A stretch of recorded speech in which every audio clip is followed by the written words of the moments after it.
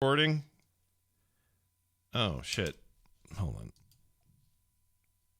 We want to be on A. Okay. There we go. All right, here we go, everyone. Thanks for being here live, folks, and enjoy the program in 3, 2, 1.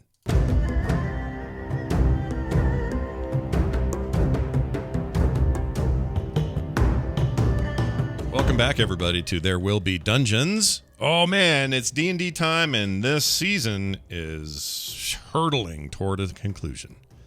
So I'm glad you're here to listen with us and spend some time with us because it's going to get interesting. So sit down and relax and enjoy.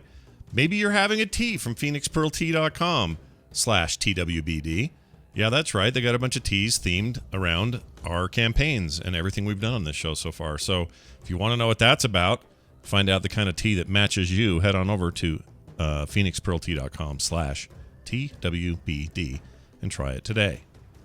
All right, without further ado, we throw it to Kyle for what we did last time on There Will Be Dungeons. Oh, and I have a file. Am I doing that first, Kyle, or after you talk? I don't remember now. Yes, play the file with Kyle inside of it. The file of Kyle. Here it is. Previously on There Will Be Dungeons. We are looking for ruins of elven nature that are occupied by sentient races. Please be kind out there. Splendid. I just want to make sure you are on board with the idea of this being a peaceful negotiation. But we take weapons, yes? Oh, I was mispronouncing it. We are looking for elven ruins. And he points out into the water. You can see where the water starts to give way to an underground cavern of sorts. You see a ledge. Hey, fish wizard! Do you know what this says? I know what it means. Durns.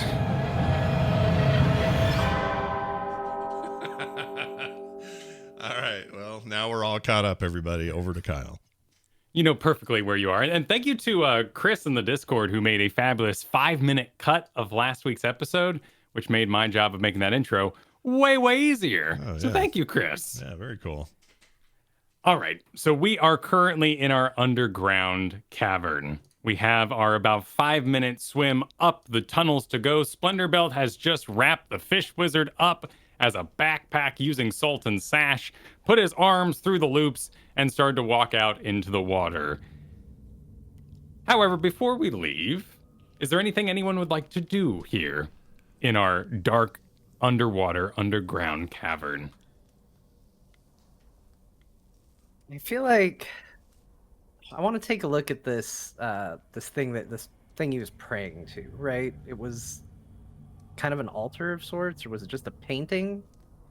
In the wall is the symbol, as you've come to know it, of the Dawnless Dunes, the 3 hills connected by lines with the spiral underneath it.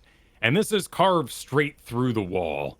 There's about a 3-inch, 4-inch gap that makes up, but you can see on the other side darkness. Your light sort of shines through, projecting down through this tunnel, the symbol of the wall onto the floor there. And leaking out of this hole, this carving, is that black sludge, that slime that you've come to know over your previous adventures.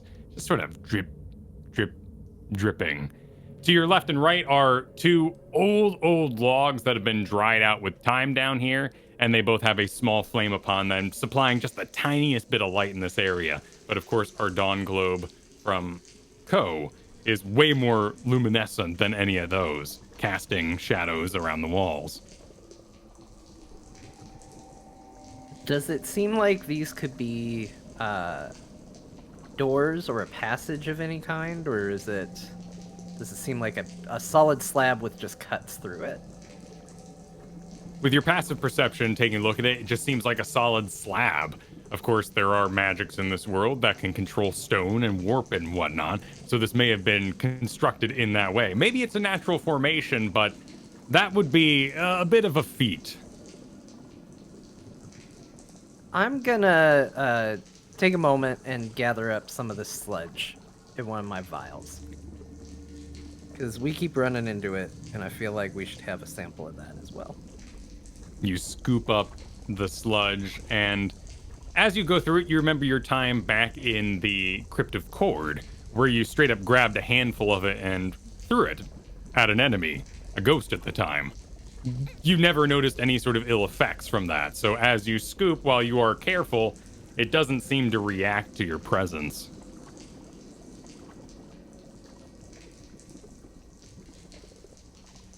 Is there anything anybody else wanted to do before we head back? No, I have Fish Wizard backpack ready to go when you say. I've got the wand. You've got a wand? Staff, wand, same thing. Oh, there was, yes, the staff from the fish wizard with the long sort of homemade stick and the conch shell on the end. But there was also the wand sort of stabbed through his loincloth. Yeah, I think I took that from him. I think I took the staff and the wand off of him before we tied him up. So you've got both of them. The wand itself, now that you observe it a little bit, is about 1.5 feet long and has one sort of kink in the middle of it, making not exactly a lightning bolt by any means, but certainly one of those zigzags. And twisting around your hand, you immediately notice that it's made of that same stone metal hybrid that many of the items found down here are. Okay, well, in the past it has worked, so I will try and channel telekinetic energy into it, see if it does anything. You feel it shoot down, become an extension of your arm. This magical object immediately communicates to you what it is. And it's a staff of, or a wand of secrets. Waving it about up to 3 times per day can reveal a trap door, secret doorway, or anything that was thought of at the time of construction to be secret. Would kind of be the caveat there on this item. So if someone were to have lost something accidentally, well, that's not a secret and would not register with the wand of secrets. However, if someone intentionally hid something, that would be revealed by this wand. And I will communicate that to the party and offer it, see if anybody wants a sweet wand of secrets. Do we want to try it out? Oh, this is good good. idea. Shoot that wall. Yeah, it's a lot bigger than the room with the horn. I'll stand behind you. We'll stand behind you. Oh, okay, you want me to... Alright, I will wave the wand around. You give it a couple of casual waves in the air, not really sure how to go about it, but it responds to your desires to function. And immediately it stops midair, kind of holding in place. And like a stick sensing water, kind of shakes a little bit and points towards that spiral on the wall with the slime beyond it. Oh! Grinkeeper's very excited. She starts hopping up and down, and she takes a javelin out and starts stabbing the spiral. Right here, Co, right? That's what it says.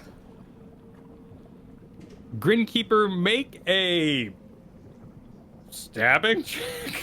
Stabbing check. Let's do a javelin attack, melee. 24. 24. All right, you stab with full like Achilles enthusiasm. Huh, perfect body form straight through that spiral. And you hear a of it scraping against work stone. And as you pull it out, it's kind of all that slime that it pushed through. And you see at the end of your javelin. Javelin. You see at the end of your javelin that it has been damaged slightly. Hit something hard in there. Lost a little of its edge.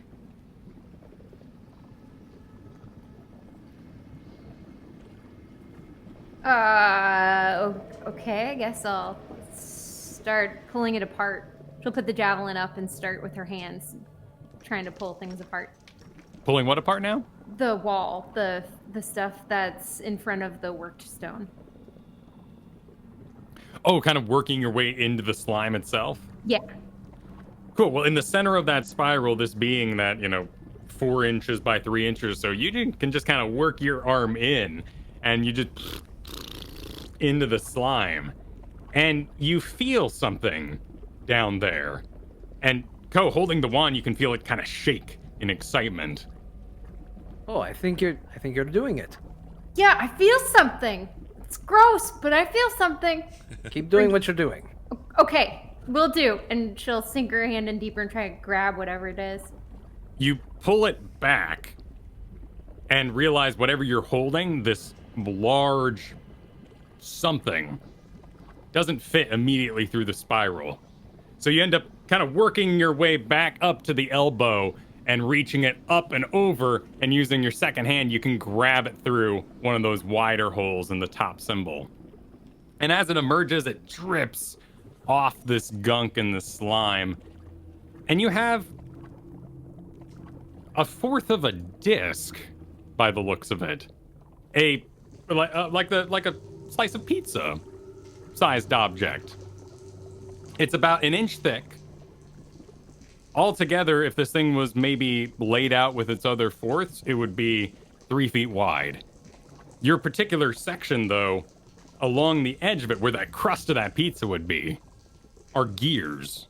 Small stone gears. And this whole thing, as it starts to reveal itself, is made of that stone hybrid once again.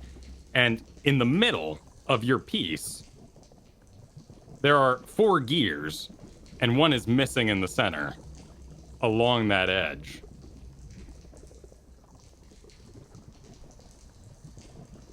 It's a thing. Looks like it might be part machine.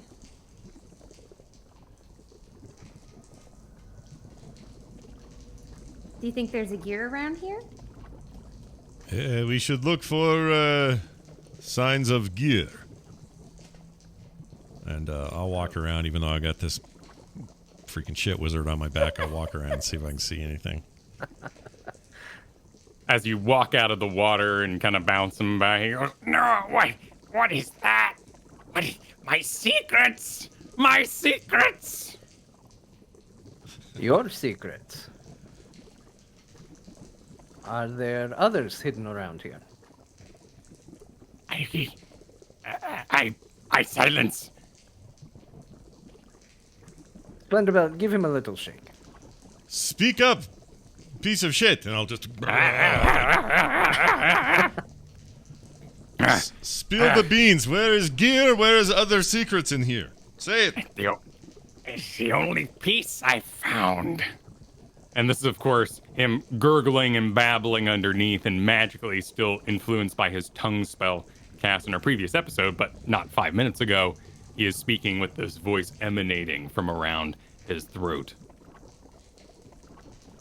Where did you find it? I found it deep.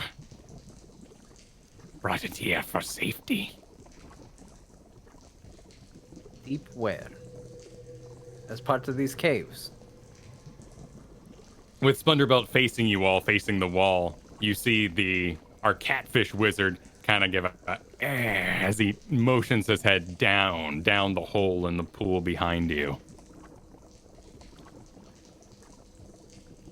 It seems like we have got all the items we're going to be able here. Before we run out of our potion of water breathing, I think we should move forward, and we could maybe investigate further or bring him back. You can breathe underwater, right? You talking to the fish wizard? Yeah. Yes. Yes. I assumed so, but better safe than sorry. How much time is left on the potions? We made pretty fast work. The swim down was 5 minutes. You messed around a little bit with the mimic who was swimming underwater there. Ultimately, you've still got about 35 minutes left on the potion after everything done. So We've still got time. up to the surface would be about, in the most direct swimming way, about 10, 15 minutes. Oh yeah, we should burn our clock, our breathing clock a little bit. It's no big deal. If he's aiming right there, like kind of looking down right there, it's not like we have to go far, right? Just take a quick dip. We got about 15 minutes of investigating we can do. Let's do it. All right, we swim out into the pool, and below your feet, kicking in the darkness, you see that tunnel in the water goes down. Y'all just bottoms up like ducks and start swimming downward. Yeah. 15 minutes. You descend. You descend into the darkness. And as you swim down, you get a feeling like you're being watched. You get a feeling like there could be an eye that opens below you at any moment. And the water carries that murkiness and a vibration. And you start to hear that drone, even through the water itself, muffled as it is, echoing up through the tunnel you descend through. And as you swim down and down, our magical water-breathing potion continues to make sure that we're not succumbing to the needs of pressure or anything scientific like that.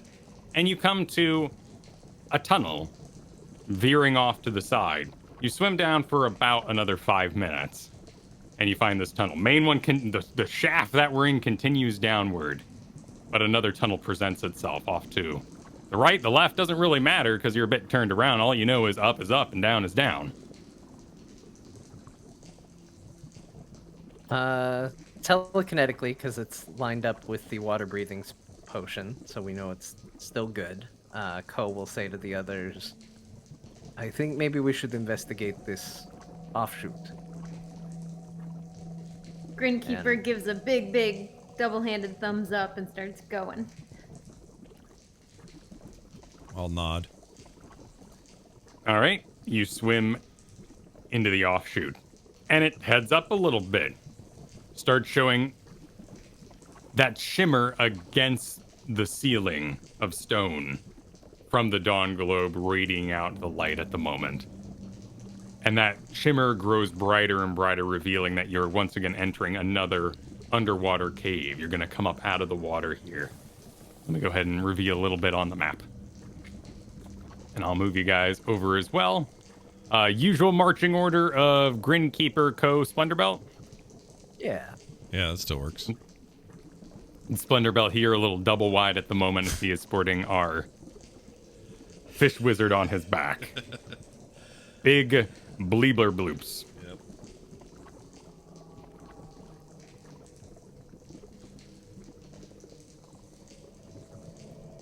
As you sort of crest out of the water, emerge at your waist, you see the land ahead of you and a tunnel veering off to your right. The sound seems to be encapsulated in the water. It doesn't seem as heavy here, as though it was emulating from the downward tunnel, not necessarily this side jaunt of it.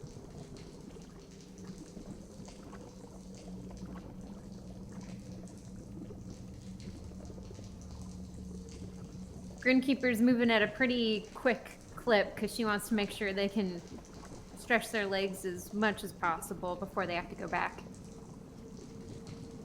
So Grinkeeper emerges straight out of the water, gets up on the equivalent of our beach here in this cave, and starts moving through the rocky sand.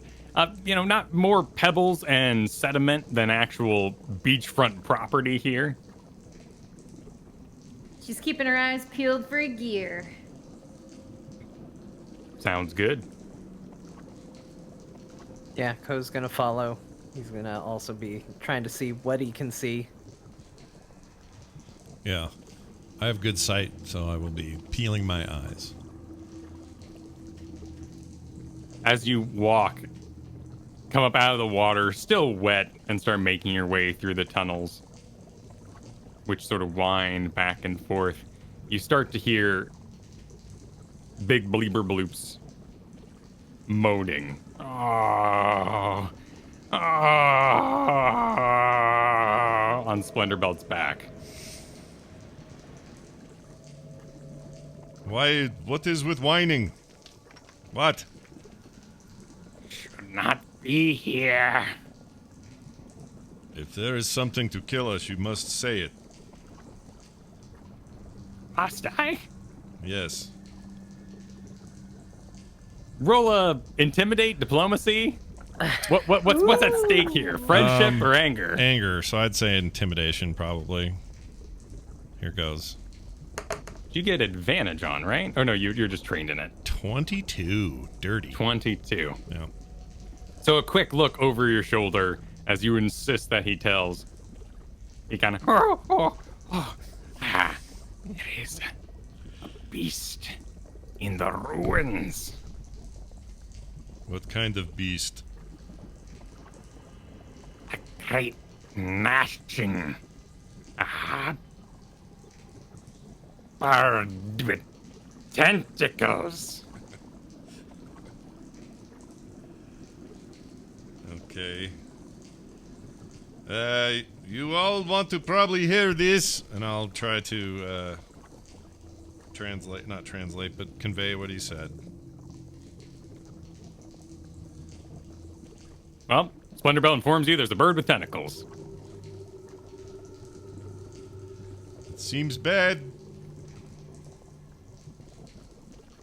It does, but at the same time, we can check it out. We're looking for a gear.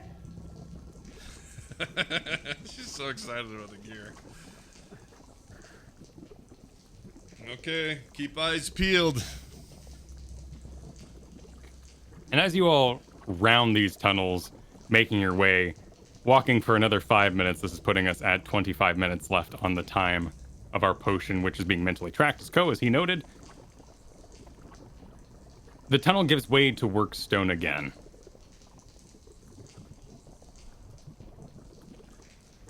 I'm just revealing a bit here on our map.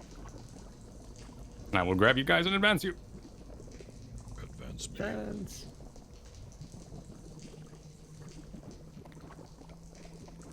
You round the tunnels that extend for some time, and out ahead of you, the ground has once again gone worked. Like a rather nice little stone street here. And you see archways to left and right. 3 on your left, 3 on your right. Doorways. And at the center, in the end, you see a fountain built into the wall. Now, this is some 100 feet out in front of you. There seems to be a face on this fountain vomiting water, as they often do. You're not sure what the face is all the way down there, but you're in corridors. Even, Ko, you kind of see scraps and much like a desert without any sort of moisture or heavy interaction from weather. You see bits of old baskets weaved from materials you're unfamiliar with.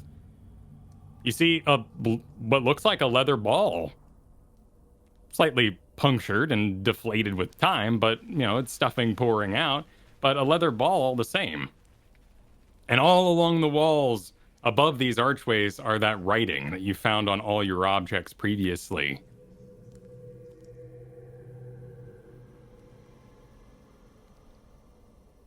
Interesting. Do you want to stealth this? Not a bad idea. I will scout out ahead. All right, go and take control of your token there and roll me some stealth. Let's stealth. 17. All right. So we'll stealth up to the first kind of archway, kind of peer around. You look around the corner, and this one has a wide opening. And you see, woven of that very much same kind of hairy material, there are a series of small carpets on the ground. Those same baskets flipped over and turned aside, but all over the place here. In fact, your modern brain in this world would say that this is some sort of small market area. There was once trade done in this wing. Right. Do a quick glance there, then we'll just move. Just looking for anything that might be hiding, lying in wait, a threat, that sort of thing, but making note of the rooms as I go. You head over to the next room, and this one has a much smaller entryway. And you see across the far wall, ruined with time, those same sort of carpet hairs, like someone had a tapestry on the wall at one time that has since lost all of its firmness and descended to the floor in a heap. There are several pews of sorts crafted directly from the floor, like someone came here and just started, well, making it out of the rocks that were already sitting in the room. And it's all a little messy, but you can sort of make out immediately those forms of the past. All right, with both these rooms checked, Ko is going to move forward, but he will send a all clear, or seems all clear, back to his companions. Does anyone make a move in the back? I'll come. Sorry. I'll come to it. But I'd follow Grinkeeper. She'd be ahead of me. Cool. Grinkeeper would follow Ko. She'd stop at the first set of doorways. Ko, as you head down to the second series, another 15-foot wide opening opposite a 10-foot opening, a little larger than the previous sort of room you found across. You hear crunching. Oh boy.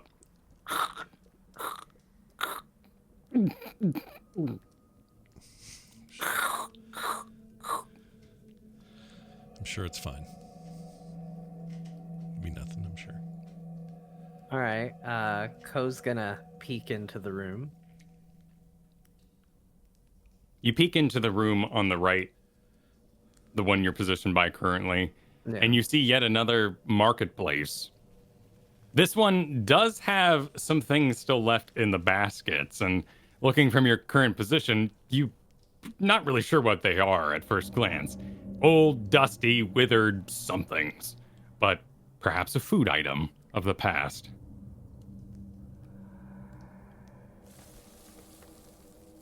And does this seem to be the area the crunching's coming from, or does it now seem to be more from the area across the way?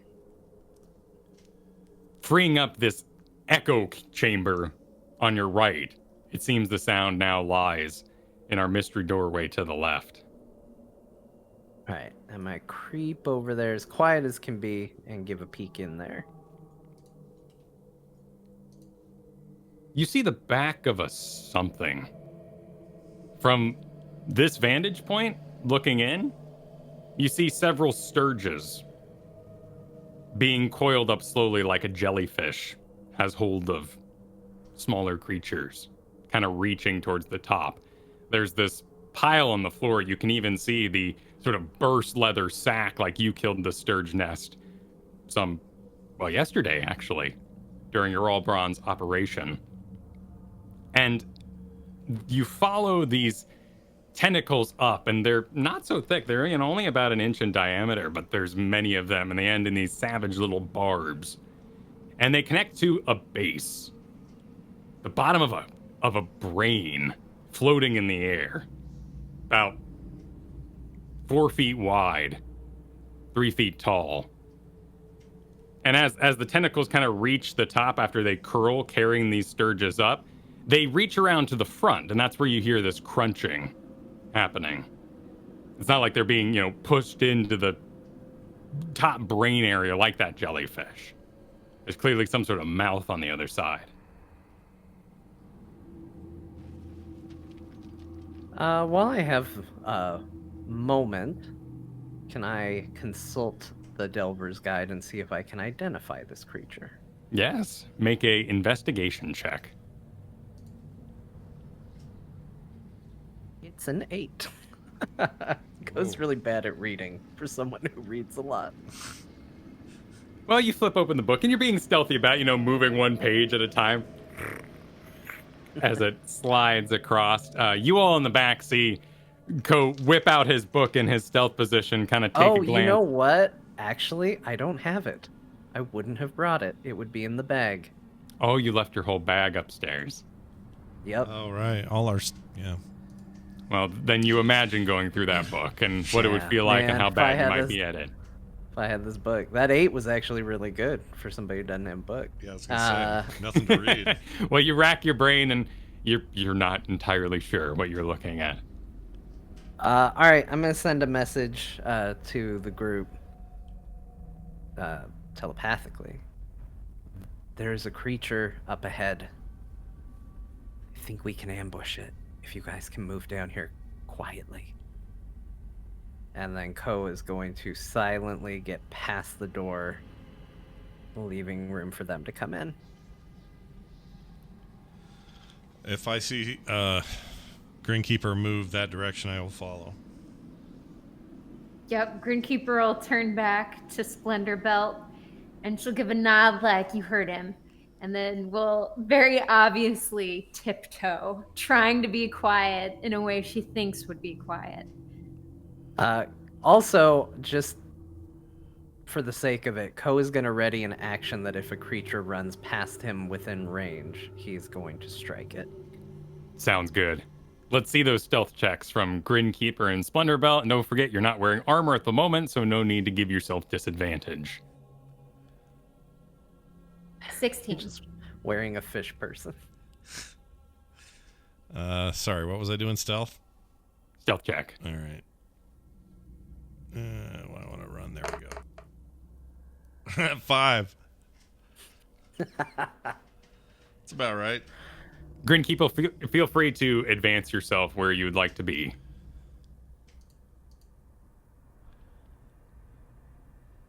She's gonna flank it there with Ko. So if Ko attacks, she's gonna attack. Cool, so you're going to ready an action as well. Sounds good. Splendor Belt, Yeah. you attempt to tiptoe. Yeah. You attempt to be stealthy. But you forget you have an entire fishman on your back and you slam his face in the wall as you pass it. Okay. And he goes, ah, ah, ah, ah, ah. That goes out, and Ko, around the corner, you see the Sturges drop to the ground. Oh, shit. And turning around, you still in stealth. You're not even sure if it's looking at you. You see a great parrot's beak attached to the front of this floating brain. And it makes a as it starts just with the slightest bit of sort of leaning forward momentum and just floats like that jellyfish. Its little tendrils with those barbs kind of below it. And it starts making its way out from its snack and down the hall.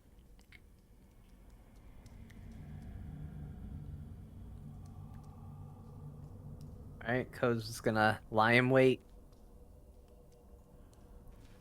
There's a picture for you all in the Discord. Ugh. Hell yeah. I think Kyle's the beak DM. There's a lot of beaks going on with with our campaign for this season. There's so many beaks. I think we fought one of these in our first campaign, actually. We Did did. We did long ago in the what was the name? The T guy? What was it with T? The math cave. It was, Yeah, the math cave. The it math was cave. near the math cave. Yeah. Who can forget the math cave? It floats around the corner and immediately almost bumps into Grinkeeper. Ko, you get your ready to action. Grinkeeper, you get your ready to action. Go first. All Ko. right. I'm gonna try and hit it with my psychic blade. It's a big old brain. Hopefully it takes psychic damage. 13 to hit. You hit. Nice. Sweet. That's gonna be 5 with sneak attack damage, which will be 9. So it's gonna be 14 psychic damage to the creature. Nice. Grinkeeper, you're ready to action. She takes her javelin and she stabs it upward. Well, to the side. She doesn't want to go through the tentacles. Yeah. So going for kind of a cheek pierce. Yeah. She has the javelin up above her shoulder and she's going to stab into the side of the brain. Sounds good. does sound good. A 9. A miss. Oh. You clink off the beak and it... We now enter combat. Ko, you're up first again. Right, let's do it. Let's do another psychic blade attack. Ooh, that's a 8. That'd be a miss. All right, let's then do an offhand strike with the short sword of life stealing. That's a 19. A fine hit. There we go. We got there in the end. That's a 2. It is still sneak attack. So that's going to be 11 slashing damage. Nice. So your blade pierces through this thing's back. And as your psychic blade cuts, the wound opens up, making it real. And your sword of life stealing manages to cut off a couple of tentacles from the bottom, though there's still a great mass to go. You've delivered quite a bit of damage so far, 25 already. It moves, and immediately its tendrils shoot out at Grinkeeper. Grinkeeper does a current 13 beat your AC. My AC is currently 13. Okay, make a Constitution saving throw. 12. So you get wrapped up in this thing's tendrils. You take 7 points of damage as all these little barbs strike across your body and cause many cuts as it raises you up towards its beak. You feel a little sick, but you fight off this need for tightening your muscles. And as the poison kind of courses through your veins, you easily shrug it off. You are in its grapple, but you're not under any other effects. It goes for a beak attack on you, opens its great beak. You see these massive muscles, like the sides of a T-Rex mouth, kind of extend out, and it snaps down at you with a 21. Oh, yeah, that'll hit. You take 7 points of piercing damage.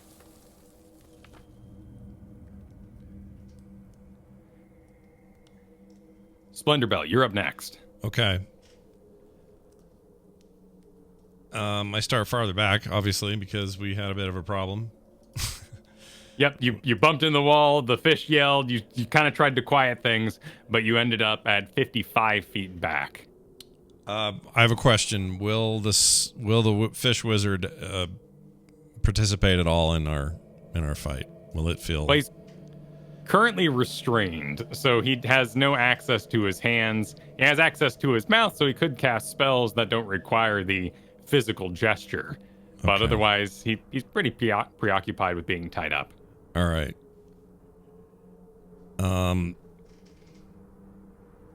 Okay. For now, I'm going to advance to... Oops. Why didn't that work? There we go. I'm going to advance to... Wait, what's my total? Oh, we're not in water right now, are we? Nope, so no need for difficult terrain. You can do your full movement. I'm going to go there. He'll still be attached to me. And, Grinkeeper's kind of in my way for this one. Let's do Sacred Flame on this guy. All right, bring down the flame, and I will attempt to dodge it. Yep, Dexterity 13 save is what you'll need. I got a 9. Excellent. This hits then, which means this sound. And then it means damage. Hold on one moment. 2. 2 points of radiant damage. As the holy fire descends from above, you feel like it traveled a really long way from the sun and ended up only dealing this small bit of light damage to it. It strikes and it sort of courses these lightning-like radiant tracks around the brain. And it gives a... as it does so, but seems mostly unaffected. And you note in this flash of light that it has no eyes at all. And the light completely unaffected it. Okay. Grinkeeper, you are grappled in the creature's tendrils, though you are not restrained and you are free to make any action. Of course, you could spend one of those actions doing an escape from the grapple, but ultimately up to you. Okay, so her arms are free. Yep, currently you have a beak, a large parrot-like beak that, kind of savagely bottom and top are pointed, and that's digging into your shoulder. You're wrapped around the waist, but your hands are free. Okay, so this thing is right where she wants it. It's leaving everyone else alone, so she'll soak that damage like a champ, and what she'll do is she'll go to grab the top beak with her left hand, the bottom beak with her right hand, and try and pry that mouth open. Okay, let's do a strength check. You could use athletics if you choose. Could have been a 1. It was a 25. 25. Wow. Was that a nat 20 for you, or are you just that No, good? it was a 19 plus 6. Oh, okay. Very nice. So you managed to grab this thing's beak and with force, not easy force, but for you, it looks rather smooth. You managed to detach that from your shoulder. You give a little splurt of blood as it leaves the area, but you get that big old beak off and you have it now in your hands. The mouth wide open. And it's got one of those little rock tongues.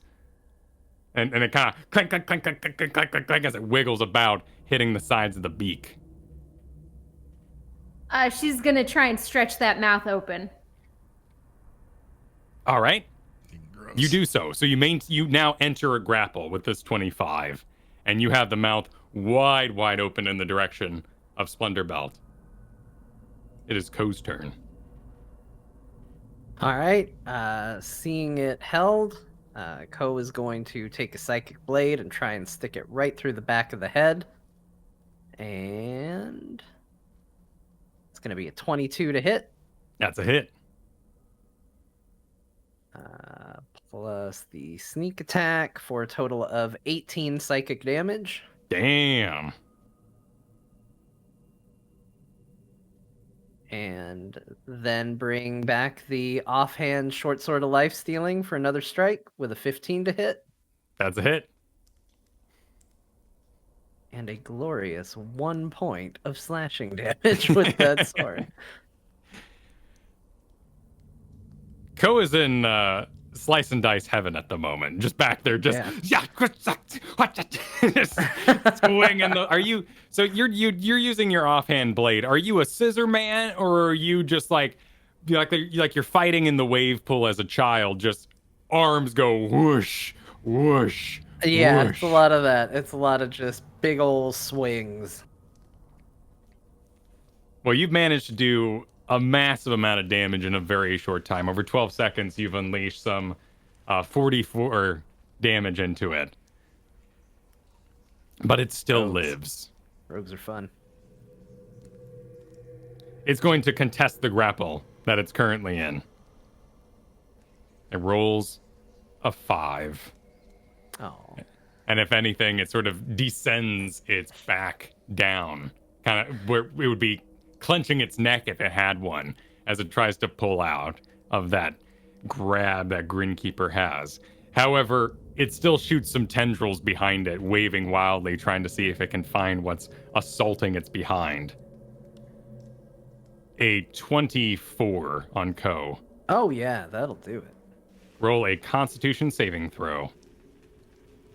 A dirty 20. A dirty 20. You also feel those tendrils and those barbs rake and grab around you. It's still holding Grinkeeper in front, and now in the back it is holding Ko, but just grappled.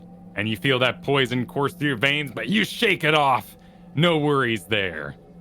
Did I take any base damage from the hit? Yes, you took 7 piercing. Okay.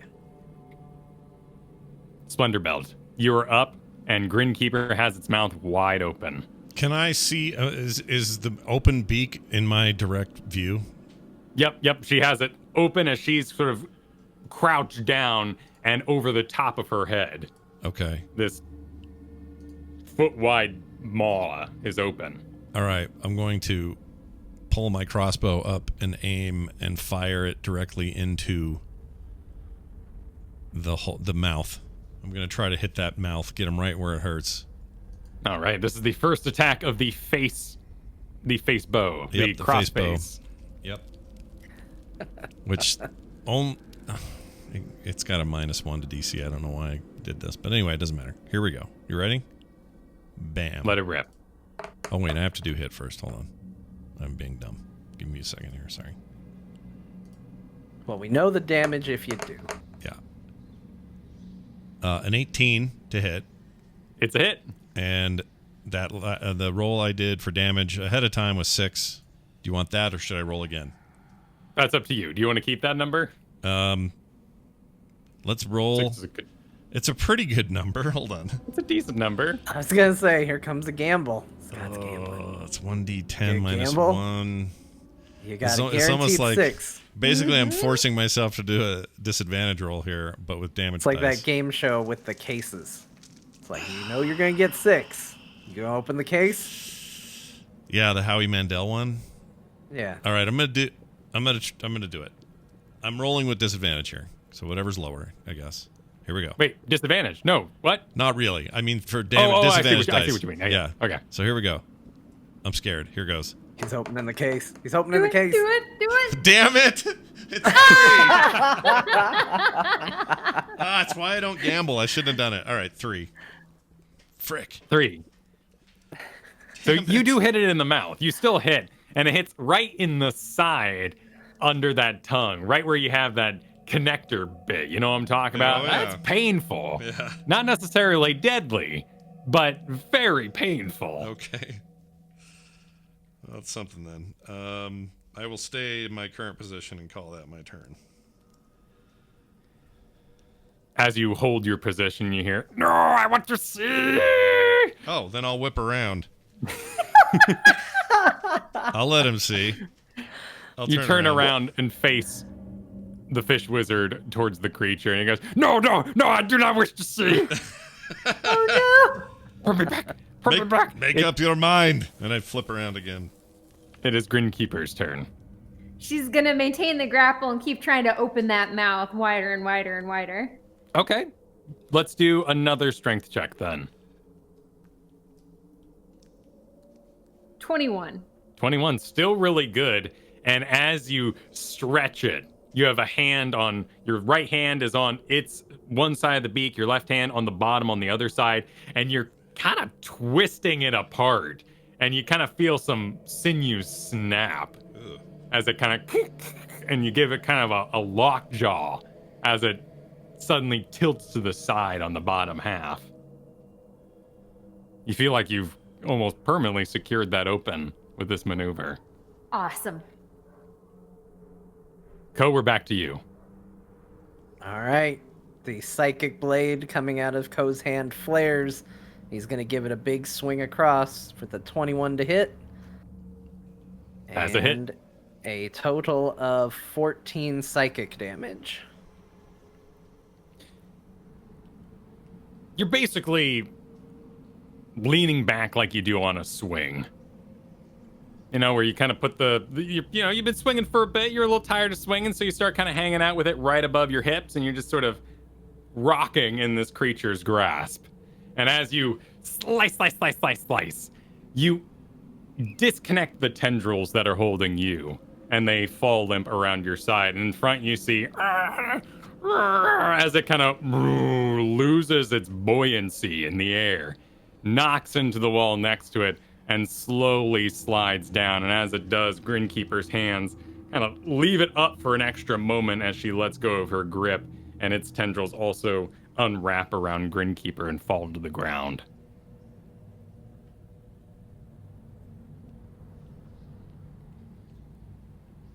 I mean, it was a tentacle bird. He was not wrong. That is weird. What? This was weird. Right? Am I the only one who thinks that this was very, very weird? It was weird. This is pretty weird. That beak that you've been working on, that would make a good trophy for the guild if you wanted to. dislodge it. Oh, yeah, totally. Let's see if I can do it in one go. And Grinkeeper will spit on her hands, rub them together. And then she'll try with one go to Just get the rip beak them off. out. All right, let's see some athletics. A 10. Well, you've done some damage already to it. It is not clean by any means. This is more of a bird beak and less so of a crab's claw. You are ripping, and there are entire organs and sinews that are dragging out with it. And as you sort of try to detach it, you've backed up about 5 feet, and it's just unspinning. All of its brain overlapping it, its long intestines connected to its stomach, all located in this floating head, are just kind of like a clown's nose full of handkerchiefs, are just spinning out as you're trying to deconstruct this thing with your hands. This may be the most disgusting thing I've ever done. I'm not going to lie. It was going to go a lot different in my head. Mine too. Ko will lend a sword. See if Grinkeeper wants to do something a little more efficient. Or a dagger. Ko goes over and starts slicing those sinews and trying to clean up the trophy of the beak. Of course, as you've stretched it out, there is a top and a bottom half. Do you bring both as the trophy, or do you make do with one? How Just heavy? Oh, that's a good question.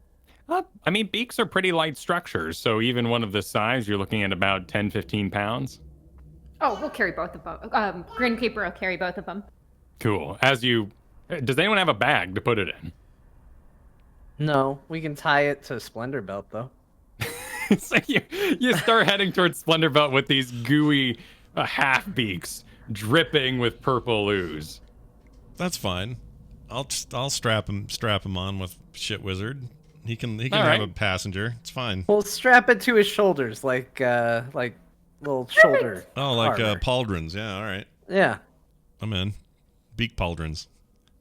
You command the rope to give you some slack, and as there's plenty of rope to go, with the backpack loop still in tow so that you're not putting it under there and digging into your skin, you find some spare Sultan sash to wrap over. Now you have little, beak shoulder pauldrons. One is larger than the other. It looks pretty barbaric if it wasn't so fresh and gooey. I think you look cool. Pretty cool. Yeah, I won't care much because I know we got to go through water anyway, so a lot of this is going to rinse away, and if it billows back or kind of gets fishy back there, it's going to be Shit Wizard dealing with it. It's fine. All my good armor's back on the ground. It's not like anything's going to get ruined. So I would not be concerned about the guts or blood or any of that. Ko, you've got 20 minutes left on your mental timer. All right. We're looking at about 20 minutes. I think we should investigate and probably get going. Sounds And good. You said that I did see that there were some baskets with items in it, so I think I'll go into this market right away and start looking at what I could see. Maybe while the others check out the other rooms. Cool. So we all kind of spread out now with the source of the munching gone, the huge pile of sturges in their leathery nest dead in the corner. Let's roll investigations or perceptions if you choose, rather, but let's make an active roll as we search this area as quick as possible. I'll do perception.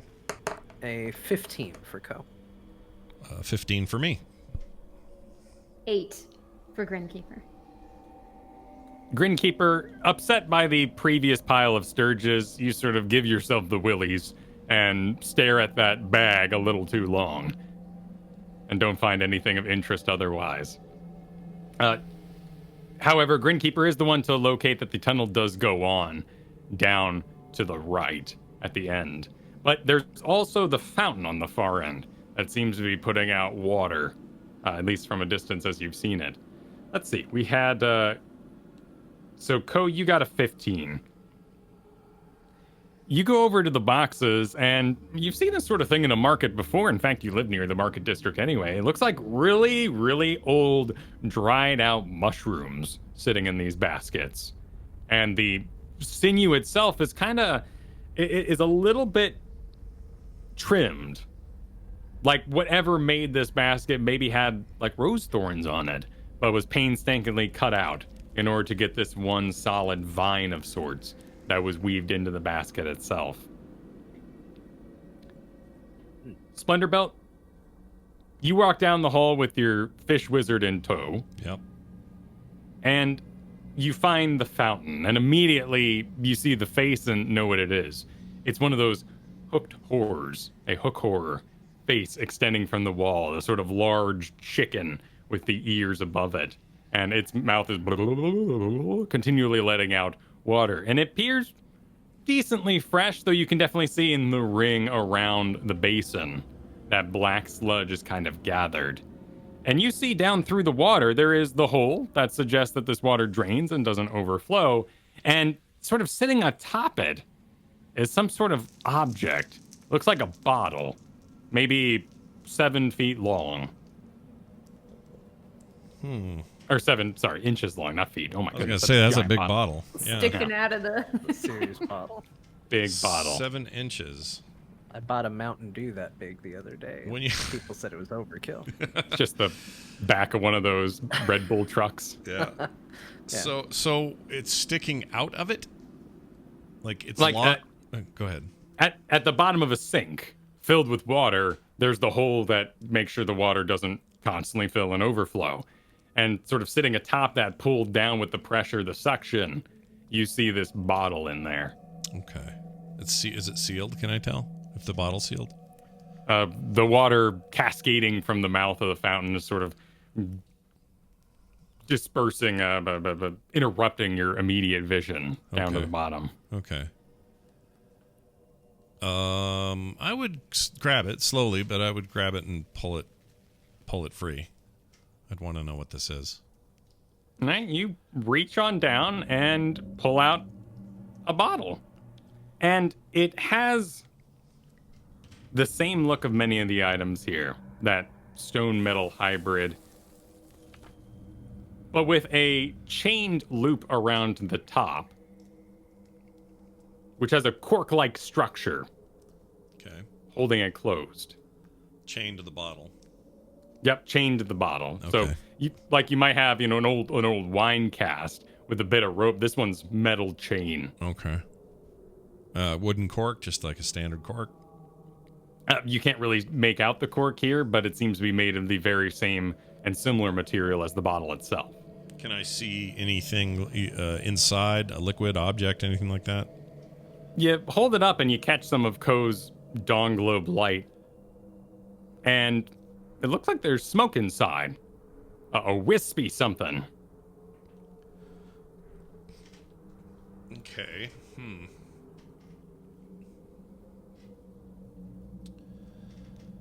Well, I wouldn't do this on my own. I would announce that I found this and see and get kind of a consensus on what we should do with it. If we should carry it out to the surface first or open it here or what. The Splendor Belt turns around and presents you all the bottle. Grinkeeper recovers from her willies at the Sturge, and Ko emerges holding a very old, dry piece of mushroom. Well, my opinion, we open it. Well, Sure. Ko, what Let's do you find say? out what's in there. We open it? Okay.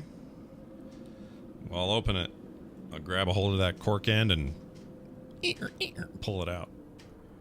You give it a little work, and with the time and water, it sticks a little bit, but you're a strong man, and you manage to give a big old puff, puff, puff, which kind of pops and echoes around the chamber here.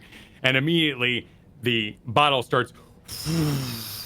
This massive amount of smoke and fog is just pouring out of the bottle with great exuberance and energy.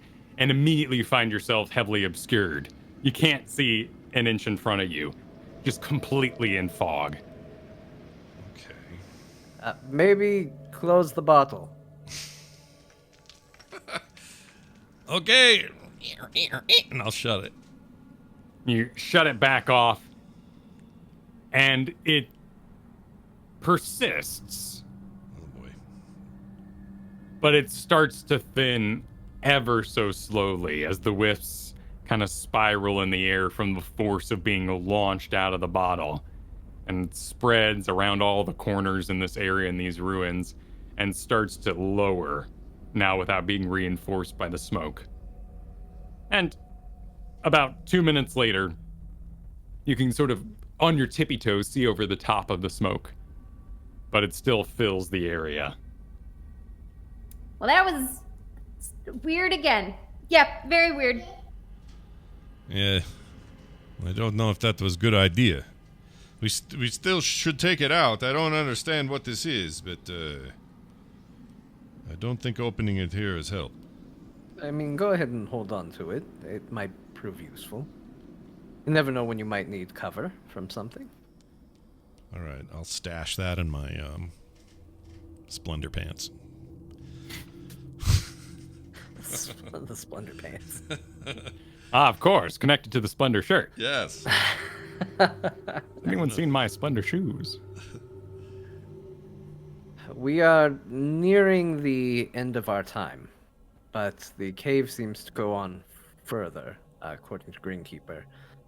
Do you think we should proceed? Or do you think we should call it?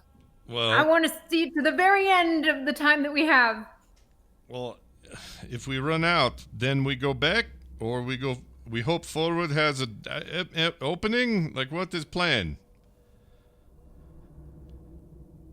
I mean, we allow for enough time to get back to the surface if we hurry, and go as far as we can before then. So we have, probably about 5 more minutes to explore? Yeah, we were previously at 20, so with our dispersion of smoke, we are at 16 or so minutes left. Okay. So we have a minute if we were to swim in the exact speed we explored at. We can make checks to swim faster, but we Sure. are risking it a little bit. With 1 minute left, there is a tunnel ahead. Does anybody want to run? Oh yeah, Greenkeeper totally wants to. We have a little wiggle room on the time, but we need to hurry if we're going to investigate further. All right, I'm gonna go and then I'll be right back. Ready? You ready? Be careful. Yes, but I'm going to follow. All right, let's go. I'm gonna wait. I don't need to explore any of that. I'm gonna stay there with Fish Wizard. Do you talk to Fish Wizard? Yeah, Well, let's just say we are staying here. You stay comfortable on Beck. Where'd they go? I don't know. I don't trust it. Seems bad idea they are doing. So we stay here. We relax. Don't worry about it. You and I will be fine. Ko and Greenkeeper, you run ahead, and you quickly pass down these winding tunnels, always maintaining about 10 feet wide, but of course very natural, and there's a couple of stalagmites here and there that sort of divide the cave. And as you run as fast as you can, you're doing a lot of that, like kids through a winding hallway. You come to one wall and your hands press it, and then you kind of shimmy off that, trying to get as deep as you can, as fast as you can. And following this direct tunnel, you enter a large open space. And as the dawn globe catches up to you, our sun-powered version of the drift globe, it extends into this cavern. With limited time, you see before you a platform that dominates the center of this massive cavernous area. There is two stone X's on top of it, facing the far wall. And on that wall is a massive stone door. And above it, the top half of a face. Its teeth bare, its lips curled up, carved into the wall. And below that, a door, closed. The stairs itself, leading up into this doorway, have had teeth carved on them as well multiple times. Each set of the stairs leading up has another row of teeth carved on it. But otherwise, it strikes you as a mostly human face, or at least a humanoid face on this wall.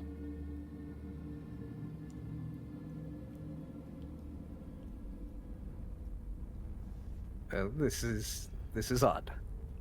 Yeah. Yeah. I think we're gonna need more breathing potions. Yes. We can always come back. We know where this is. We will report it to the guild. Yeah, we can do And- that. We have the peace. It's not like they can do anything without us. That's fair. All right, let's head back. All right. The two of you, catching a glimpse of this from the entranceway of this massive room, decide to run back to Splinter Belt. Splinter Belt, back with your fish wizard. He seems to be singing some little tune to himself as he waits, but it's very melancholy. As he, oh,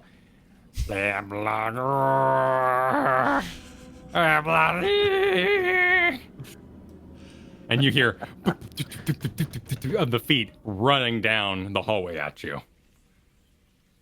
Okay. Right as your heart starts to accelerate, what could be coming? Ko and Grinkeeper come roaring around the corner and heading towards the water. Splinter Belt? We have to go. Ko runs right Oh my by god, you. it's not face. All right. I will take that as a hint that we got to get out of here. So, I'll follow them. I won't even ask questions. All right. I'll save it for the surface. We head back to our entranceway, descend back into the water, breathing potions still intact. You begin swimming upward. Let's get some athletic checks, particularly for our mule Splendor Belt, who is carrying all the goods. Athletic check indeed. Here we go. A dirty 20. 14 for Ko. 23 for Grinkeeper. Excellent. Everybody motors along just fine. You swim up, reaching the previous cavern where there was the wall and the small fires set by our fish wizard. Turning, heading up again through those trap doors, another 5 minutes upward. You can feel the potion start to ebb a little bit as you reach the top and start making your way through what would be the poison trap area of the dungeon. Turning around, you swim underneath those spears already extended by the weight of the water and make your way up the large procession stairs that take you to the top. And just as you start to reach that top, you can feel the water in your lungs grow heavier and more uncomfortable, eventually reaching the top of the water where fresh air never felt so good. It's still only an hour later in our day, so that was 1, so it's about 2 in the afternoon right now. And you can see out ahead of you that the Fishman Village looks exactly as you left it. They're all milling about. The main majority of them are up on the beach over by your horses. And even at this distance, Ko, you can kind of see that there seems to be one on top of one of your horses standing on the saddle. All right, we'll go marching up. That's fine. They like the horses. That's fine. They're As long not as the horses eating aren't them. spooked, right? Yeah, if the horses are okay with this, it's fine. I'm going to grab your tokens here and move them over. We'll just start making a beeline for Galipoma's hut.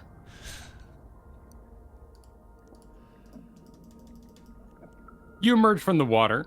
You pass one of the Kuatoa fishing, and he looks at you, and you can see his wide eyes as you pass with the big bleeper bloops on your back. Ko, you're sporting the staff and the wand together, or who had those items? I think Grinkeeper wound up with the staff. I think I still have the wand. That makes sense, because Grinkeeper's got the not a scabbard. What do javelins hang out in? Oh, yeah. What do they stay in? Let me Javelin. look that up. I actually don't know. Is it a quiver? Do they hang out in quivers?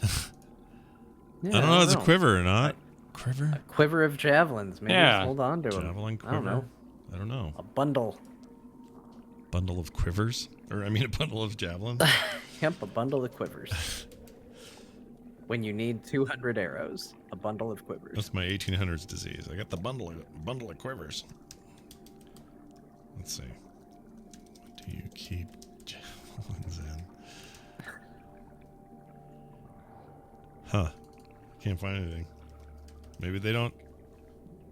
Oh, if I didn't Yeah, spell but it's sin scary. instead of in. You just carry them everywhere you go. You're just like, I got a lot of javelins. I guess you What are just gonna have do? them strapped to your back one at a time. Someone out there has been to too many Renaissance fairs and can tell us. Yeah. So you make your way past this fishing Kuatoa, and as you walk by, he goes, "Pew, pew." As you pass. You make your way up onto the sandy beaches on the edge of this swamp, the river running happily into the lake behind you. And you make your way past the huts, the initial huts, making your way back towards Gleepoma's huts, where you see 4 of the grown fishmen all wearing their folded leaves with strings kind of holding them to their heads, and the elder standing there as well, who you met earlier with his long tendril beard below his chin in the catfish style. Gleepoma is up on top of one of the horses, and he's kind of doing and moving his hips back and forth, showcasing his balance abilities to the rest of the fishmen who are gathered round.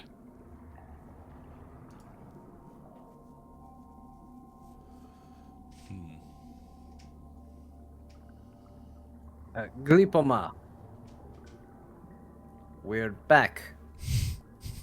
Oh! And he does a handstand on the back of the horse and then lets that fall past and ends up kind of sliding down the butt of the horse, who seems perfectly fine with this, Fishman having crawled all over him. All 3 of your horses are still there.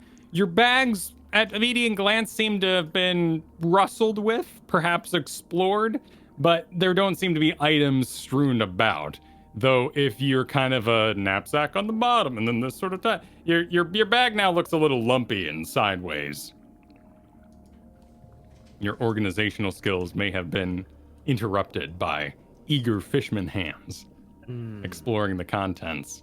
But the crowd about is all quite pleased. A lot of them are sporting new pearls on their necklaces that they've recently strung. There's a huge pile. The fish you brought is all smoking over the fire. There seems to be quite the celebration brewing as all the fishmen are enjoying the fruits of your visit. Gleepoma lands, arms out to the side. Aha! Oh, bring back a like. Yes, there didn't seem to be any need to harm him, although he still seems very much convinced that he follows some other god, and we do have concerns that he might lure some of the more impressionable fish folk here to his way of thinking. On cue, the fishman, the fish wizard on Splendor Belt's back, yells, "Biruswama! Biruswama!" And a couple of the fishmen kind of look around, and a couple heads pop out of the huts, and they all start talking among themselves nervously. Case in point.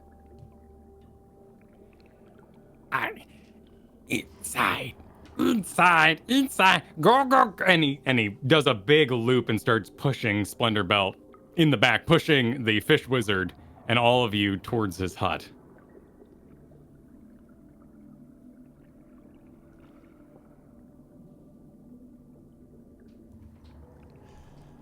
I mean, I guess we'll go in there. I don't know. Yeah. Hey, how big is Going it? in. Probably a little tiny fishman hut, right? We've been in there before. Yeah, I mean, you all fit. It was a little cramped. It was about 10 by 10, and 5 feet of that was taken up by a counter with his 3 shelves of items upon them. But you did agree, or at least he gave you the quest of returning with the fish staff from Big Bleeper Bloops, and he promised an item off his shelf should you succeed. Oh, yeah, that's right. So you all load up, very much pressing into each other's shoulders in front of his little 4-foot-high countertop, everything in here made for his height of 4 feet. And behind him is there was a fishing rod, which was given to Ko in order to take care of the horses and pet them and whatnot. And now you've seen also climb on top of them.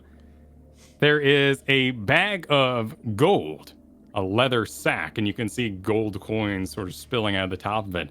It's pretty hefty, about the size of a video game bomb. Little Acme bomb size. Yeah. And then on the shelf is the shovel that Ko traded him for information. And then you see in the top a hand crank made of stone, a gear at the base of it. Oh.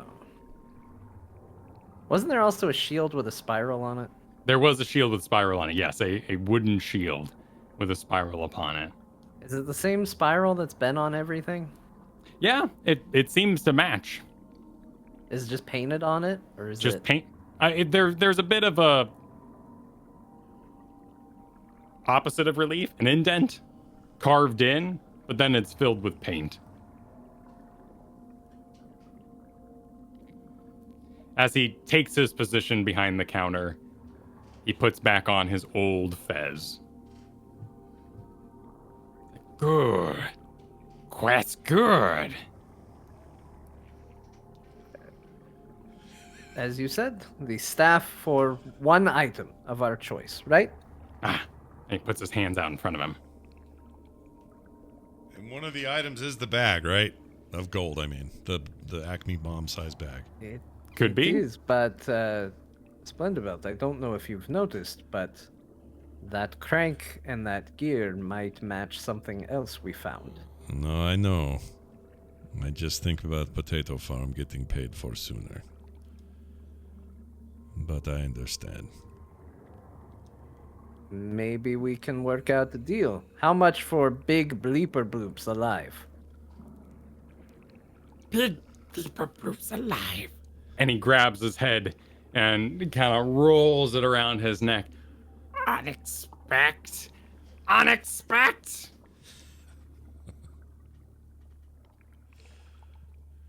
You're good. Good heart.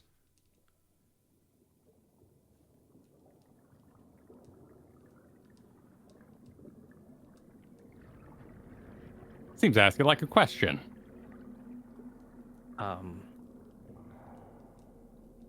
I hope so.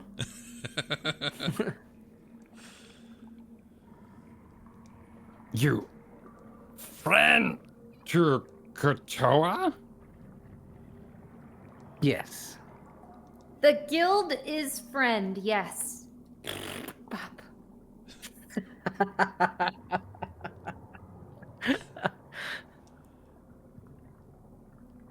I have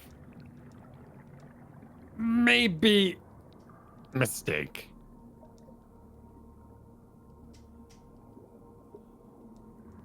What mistake? And at that moment, you hear hooves, horse hooves, and the jangling of armor heading down the path outside. You can see through all the cracks in this straw and stick hut. You can see the light shifting as that group of some 5 fishmen who were having a lovely time outside seem to be running off and dispersing. You hear the clip, clop, clip, clop, clip, clop of horses' hooves and the jangle of armor and metal. Gleepoma! Gleepoma, here. We're here to collect. And that's where we go on break. No. What? Boy. All right. Well, you'll have to come back to find out how this goes. And we're going to take a quick break. See you guys in 8 to 10 minutes. We'll be right back.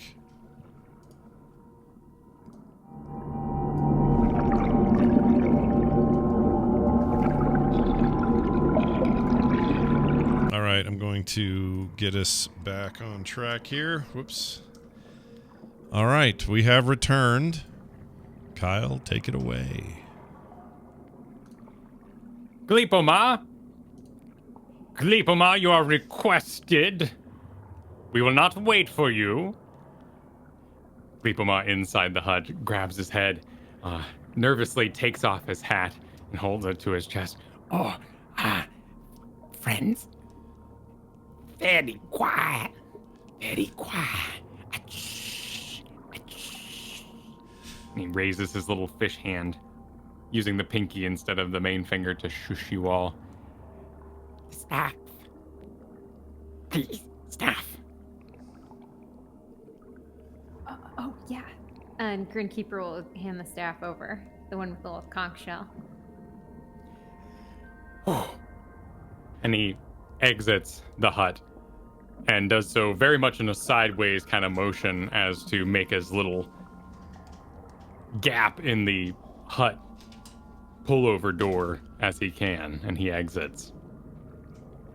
Now, of course, this is a stick hut with a straw roof, so you can kind of peek and see through the cracks of light what's going outside. All the other fishermen have scattered. And at the height here, in this made for 4-foot-high fisherman hut, you can just barely make out with your passive perceptions the side of this great black horse.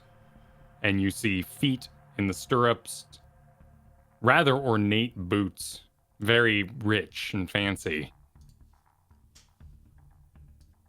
And then a black robe descending over the boot. And Gleepoma exits. Here, the staff. Excellent, Gleepoma, you have done well. Tell me, are the adventurers still in the dungeon? I see their horses plain and clear. You cannot lie to me, Gleepoma. Yes, of course. Still very busy in the dungeon. I see. Roll perceptions, everyone.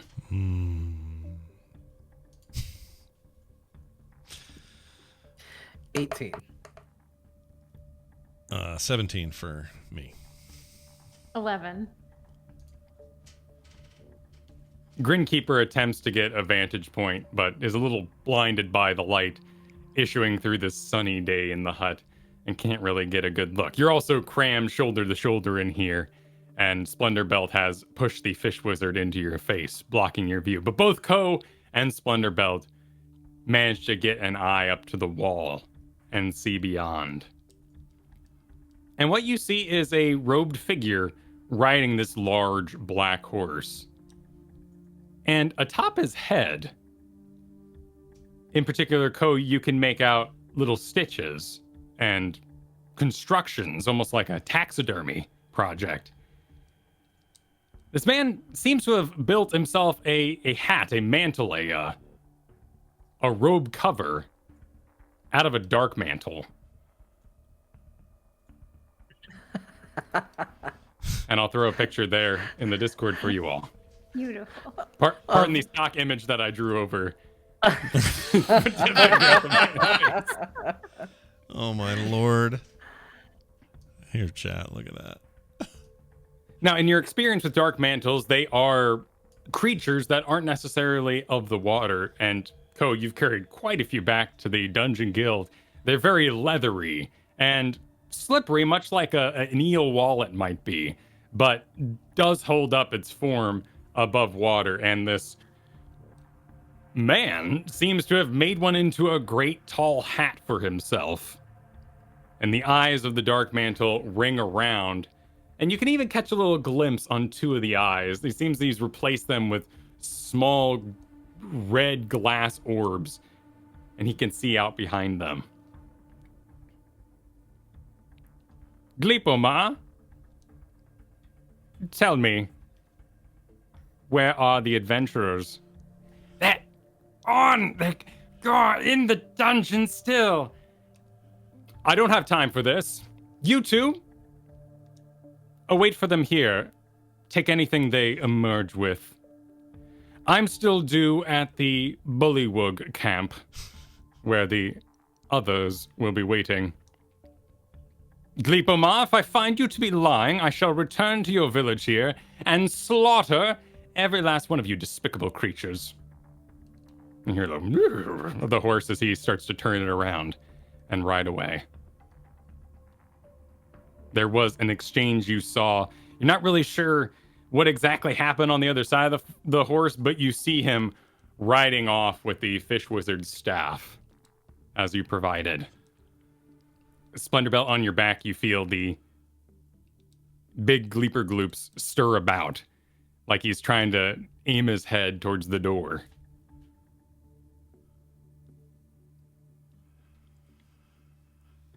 Well, I just would resist that. I'm not gonna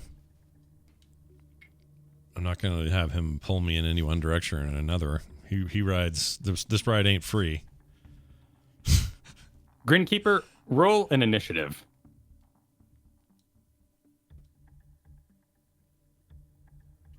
Dirty 20. Dirty 20. You see the big bleeper bloops go and about to scream, but you have the initiative. Okay, she immediately balls up her fist and shoves it into his mouth. just both your fists down his throat? Yeah, down his throat. You do that. You do it with the force of which people have come to know Grinkeeper. And he... And the horse stops for a moment.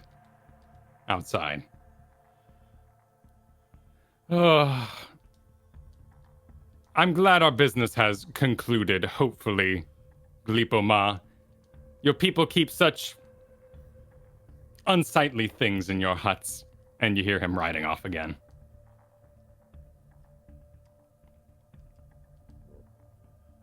The figure leaves your vision, but you see now two more humanoid figures emerge from the path, leading back down towards the main road where you entered this swamp. Ko and Splendor Belt, you see a massive metal-plated figure. Huge. I mean, still medium size, a person, but with the full tower shield and a great big gnarly sword. And looking at the sword, it has this great red line that runs down and kind of a saw blade on one side. Is it lit up like glowy or just... No, okay. just has this red decoration on it. Doesn't seem to be magically enchanted in any way, but it is definitely a gruesome weapon. Okay. And following, you see another robed figure. This one wearing cloth robes, both their faces obscured by their great hoods over their heads. But they do not feature this dark mantle hat like the one who rode off. And they, through the cracks in the hut here, you see them sort of dominate the space. All the other fishermen have scattered and run to their various huts. And the armored figure, this towering armored figure, starts making his way down towards the beach. And the one in the back, the smaller in the robes, whips out a wand. You're not really sure what kind. And starts kind of staring over their nose, you can figure as kind of the extension of the neck and the body language here. And kind of poking around your bags. And their eye seems to catch something. You see them untie one of your bags and start looking through it. This is the perfect time to get in and get an ambush going. So Ko is going to creep out of the hut and try to sneak up on these people. All right. Allow me to set the stage a little bit here as I move all my fishmen to their various huts. Ko, Grinkeeper squeezed in the back. Y'all just piled in this room here. Ko, you're going to have to make it past Splendor Belt and his fish backpack in order to get to the door. Gleepoma, unseen right now. And our big figure walking down to the beach. With our smaller road figure going through your bags by the horses there.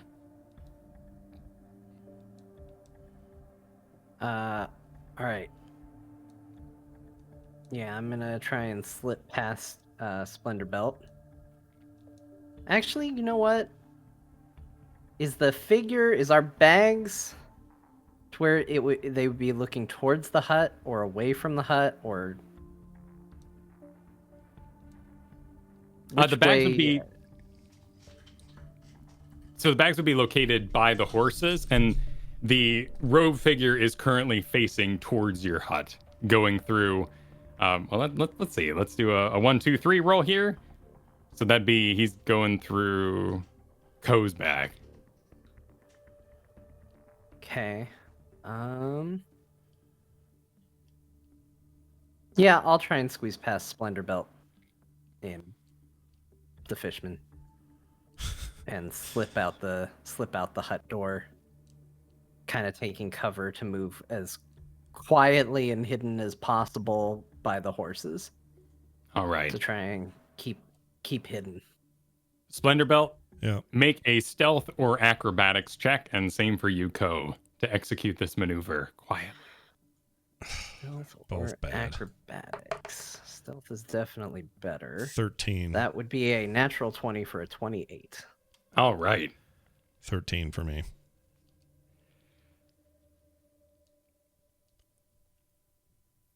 So Splendor Belt makes kind of a trust exercise out of the fishman who is being forcibly gagged by Grinkeeper's fists. You sort of lean your back against the fish wizard, whose feet are now on the ground, and arching your back away, you create this little portal, this little opening that Ko can squeeze through. And Ko does extremely deftly, without interrupting or upsetting, bumping into the fish wizard. Ko manages to sneak out. And you find yourself out in the sun on the beach. On the other side of the horses is the one in the robes, moving his way down by the water, currently interrupting a fish person who runs back into their hut. Stands the heavily armored figure. Okay.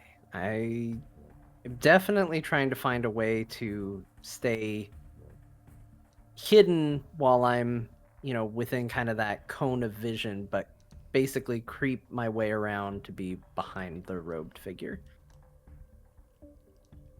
Okay, what you could do, you have another number of options here.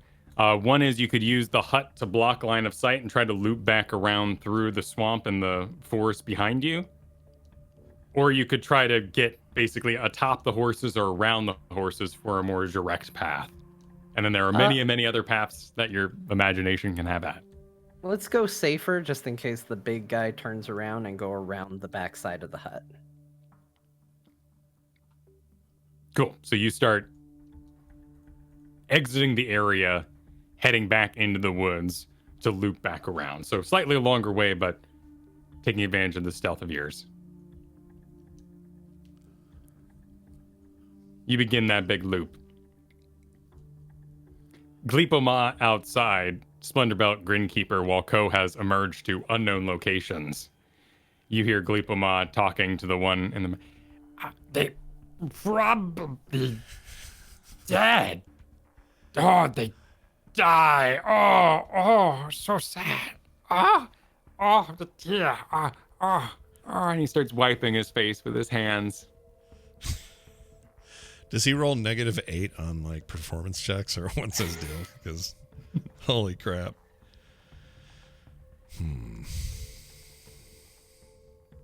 You hear the figure speak in a high, shrill voice. Step back, beast. I have no need for your kind. What's this? Oh, the guidebook. And starts flipping through it. What else is in here? Ko, you're making your way around. They are going through your potions of healing, and she pockets one of them. It's awful. Yeah, that's not good.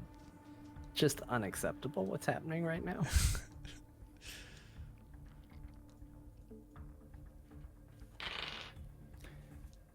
Cole, keep a lookout. They're bound to emerge any moment. The figure moves on to Crandall's bag. Splendor Belt's bag. Did they say Cole is the name? Yes, the robe figure up on the beach called down to the water's edge and said Cole. Oh, geez.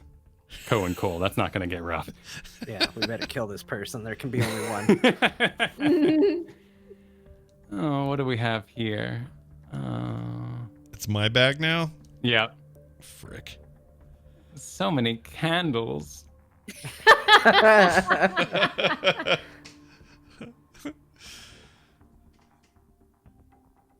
What's this? And pulls out a chain and a little house at the bottom. This would be your cistern. Yeah. Oh. Quaint Cole. We seem to have a cleric. And she gives it a couple spins before dropping it on the ground. Then pulls out your box of Sturgeonella cones and starts throwing them out of the box. I might hate her. But Oh, what's this? I won't do anything. Oh. Oh. Cole! A goat of travail!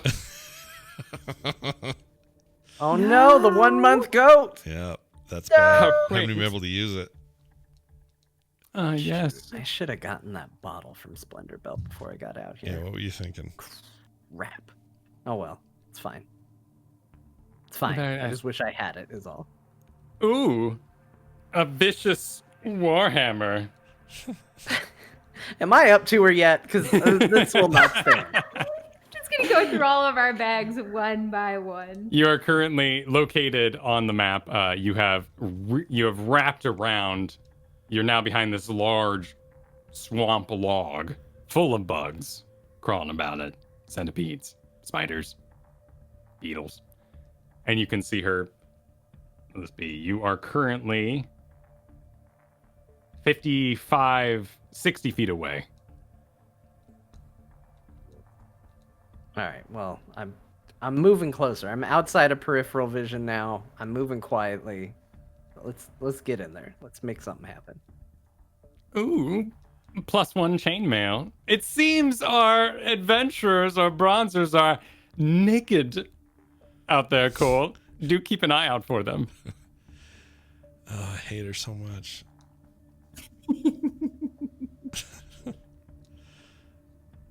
All right, Cole, you're approaching. Yep. Make your move. The move is all the way. The move is here. Cool. All right. The move is here, baby. The move is here. Yeah. Splendor Belt looking through, peeking through the hut, through the horse's legs. You can see furry hooves of the satyr man walking across the beach in perfect silence. And he gets right behind the robed figure. Let's roll initiative. Oh, Lord. What's his distance? 14. You rolled a javelin to hit. Greenkeeper's throwing javelins. 17. I'm 14. Not used to rolling that high on initiatives. 14 for Grinkeeper as well. Yes. 14. Wait, let's see. Sorry. No, you had a 17. Mine's a 17. Yeah, sorry. Yep. So we have two. Wait, you got 15. You got 15. Okay, cool. All right, Ko. While you are at the end of our little initiative here, you do have the element of surprise and may make your move first. Let's just devastate this person who is not a very good person, it seems, going through our stuff. All right, it's with advantage, right, on this attack? Yeah? Okay. Ko is going to put his fist right up to her back and activate the blade through her. Like through her shoulder. I'm not looking to kill at this point. Okay. Well, I don't need to roll a second time. It's a natural 20 on the initial roll.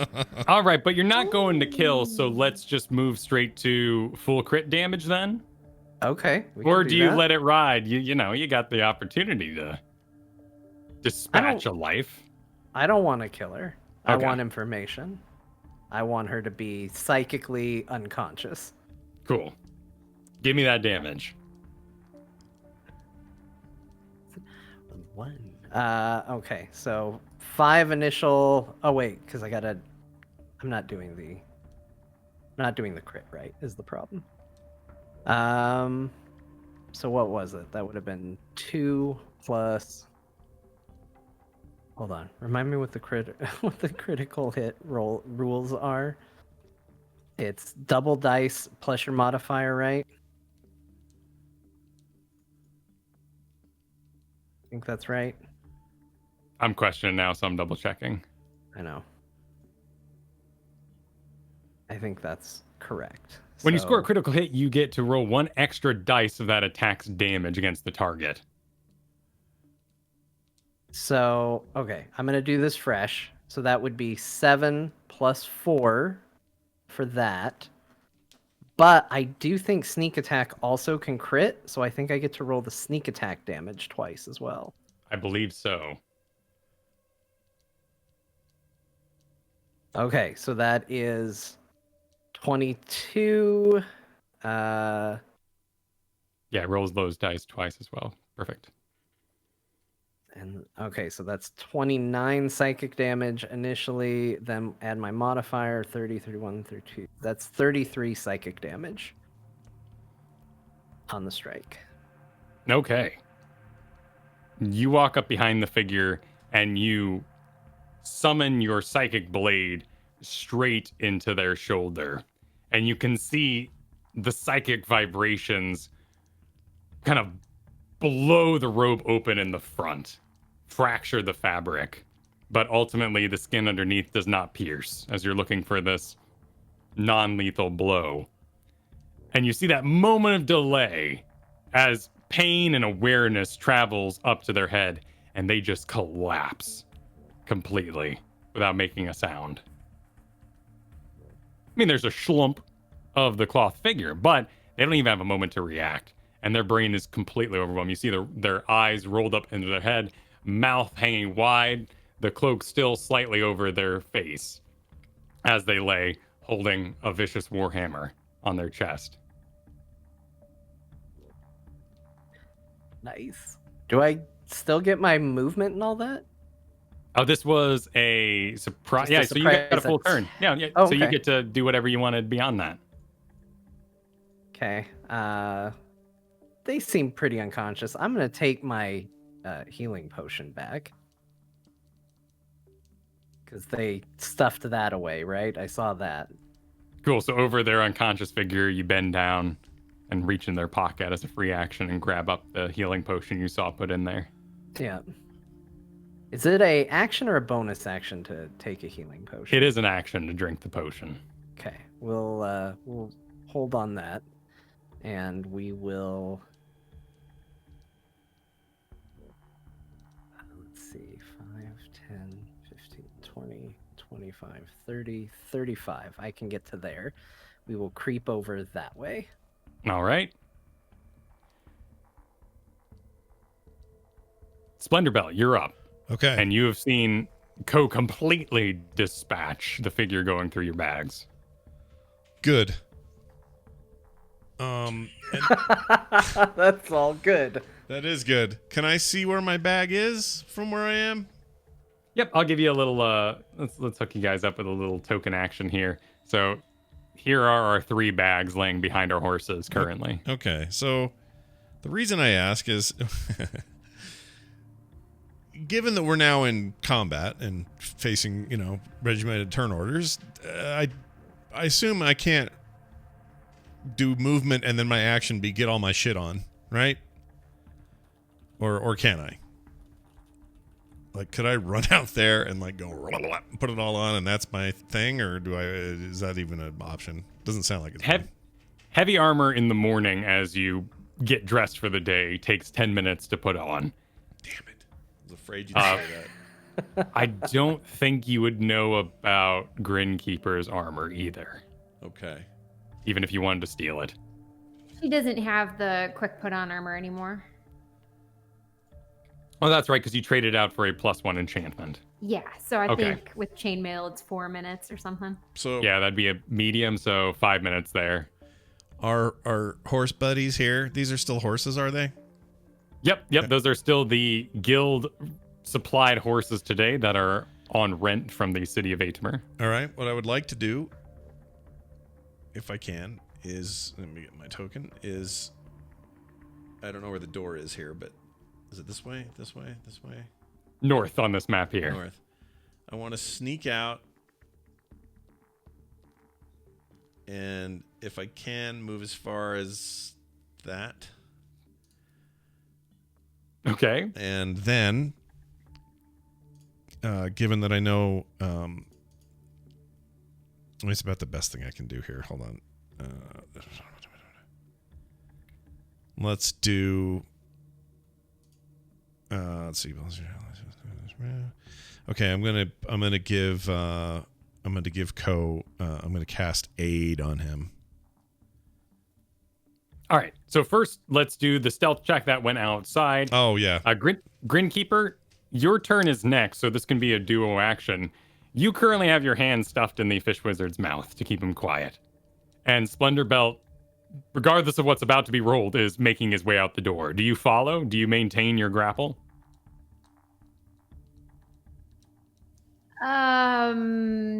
That's the question, if she would know if a big boy went to the water.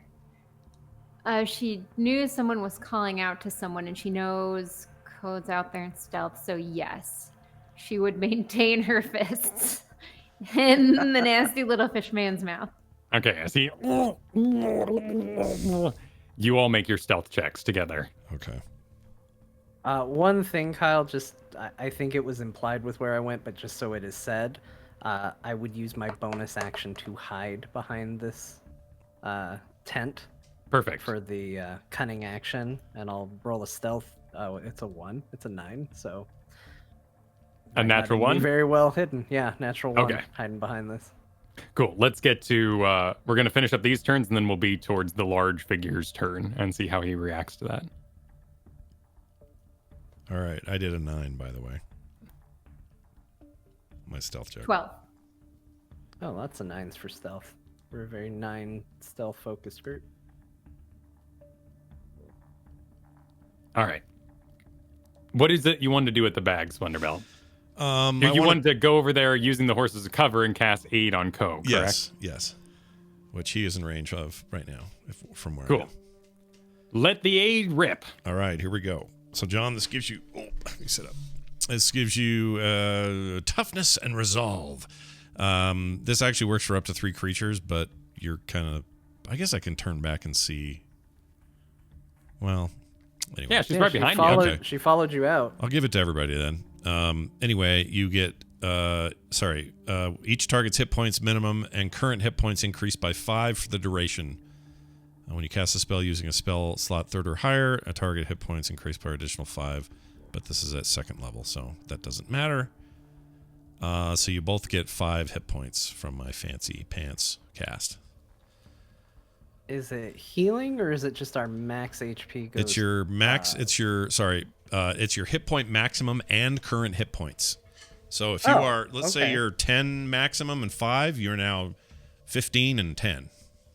If that makes sense. Okay, so we up that, and you can do that to yourself too, Splendor if you Yes, wish. correct. I'm the 3rd creature technically in this scenario, so I think so. I mean, I can see myself.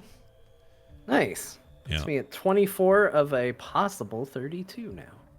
I don't even really need it, but Well, the cool thing about it is it says hit point maximum, not temporary hit points. So this would stack with any abilities that give temporary hit points, which is often a bit of a rules-mongering sore spot. yeah. So that spell is very combinable in the future.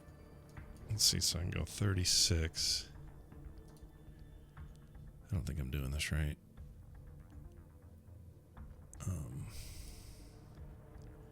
Yeah, just the box below says max HP modifier. Yeah. Or you can use override max HP if you really want to, but that's Well, probably the best way to put those extra 5. So I put HP modifier. Oh, I see. Max HP 531, current HP 5. That's not right. Hold on. This is all wrong.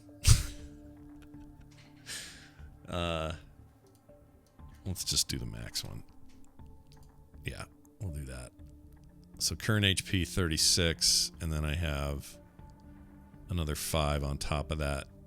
No, that's just it. I guess since I'm maxed out, I don't really get to benefit from the extra 5 on your current hit points because I'm already at max. No, you do. It's maximum hit points. So you're at 31 max. You would now be at 36 max. Okay. So you've made a greater hit point. Power Word Fortitude style. All right, I'm set then. I did it. Oh, Awesome. I didn't cast it though. Hold on. Okay, slot used. All right. Grinkeeper, your hands are occupied. Is there anything you want to do as part of this Fishman travel train? Not yet. Okay.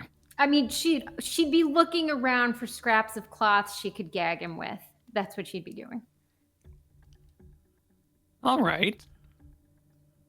Well, there is the magical belt, the Sultan's sash. So you could grab one of those threads and kind of wrap it around into his mouth a bit, or just stuff the end of it in there. Yeah, so she'll keep one fist in the mouth. She'll use another fist to start wrapping around and then see if she can't wiggle her second fist out. Okay. Here's what happens. Splendor Belt exits the hut, stepping on some sticks as he goes, and the horse is as he passes. Splendor Belt walks around the side of the horse, and from our armored figure at the coast, you would see Splendor Belt's top half emerge from and go magic, pointing right at Ko as it flies its magical sparkles of radiant sunlight straight towards Ko and lands on him. Ko, you run over stealthily after dispatching your target. You got adrenaline pumping in your veins, and you go a little too action-packed, and you slam your back against the side of the hut, which sends the whole hut shivering. And inside you hear of a fishman scared inside. And he cowers in the corner. And as that happens, radiant light bathes your body and shoots these beams of light straight through the hut's cracks. The figure turns around. This large plate-mailed figure with this massive tower shield, and now out in the light, you can see that the shield has a face upon it, with teeth on the top, teeth on the bottom, matching the portal, the entryway, the door you found below. His black hood hangs over his head, over to his nose, but you can see that he has 2 painted white lines on his gray skin running down from the sides of his mouth. His great savage saw blade raises up and goes, "Ugh, Merrick, what happened?" and starts running up the beach.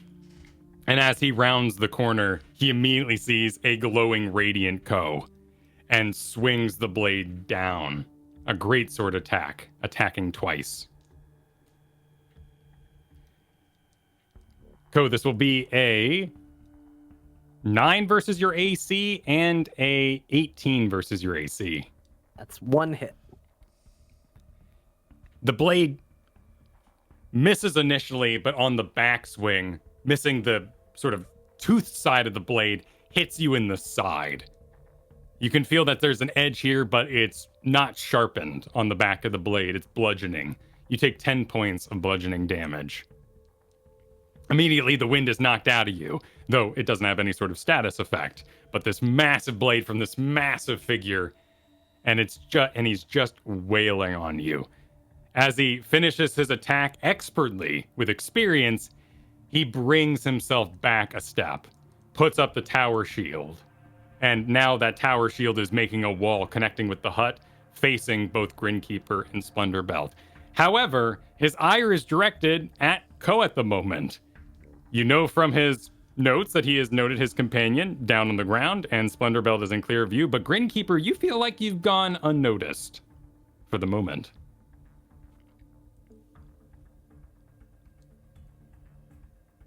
Ko, it's your turn. Oh. All right. What do I want to do? He's ducked back to the side of the hut. He can see me. He's looking at me, but he's ducked to the side of the hut. Right, he basically walked up around the corner, saw you, gave you a double slash and the slam to the side, and then with a single martial skill step backwards, connected his shield with the side of the hut, in a sense, creating a wall in front of him.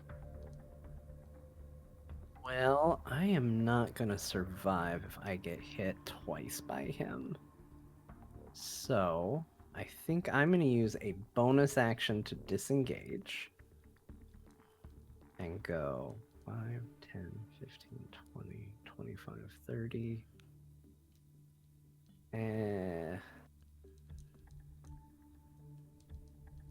Let's go back over here around the corner. And then as an action, I'm going to take my healing potion. Cool. So disengage, bonus action, movement, action, healing potion. Yep. Perfect. So that is 2d4 plus 2 hit points. So let's do that. That's 6 HP returned. You taste the familiar taste of the Goggles Granny mint additive in the otherwise crunchy and rejuvenating healing potion. And that'll be my turn. Grinkeeper. Oh, nope. Splendor Belt. Splendor Belt. Yep. Okay. Well, feeling a little better. But this bag right in front of me is not my stuff, right? Or no, it is. That would be. Well, wait. We were on Grinkeeper's bag, so that's Grinkeeper's bag in front of you. Okay. Well, I will tell you that in his head, he's tempted to grab his bag and shove it under a horse or something. He's just feeling real weird about having his bag out there. But I'm not going to worry too much about it. Okay. This one right in front of us is dead, right?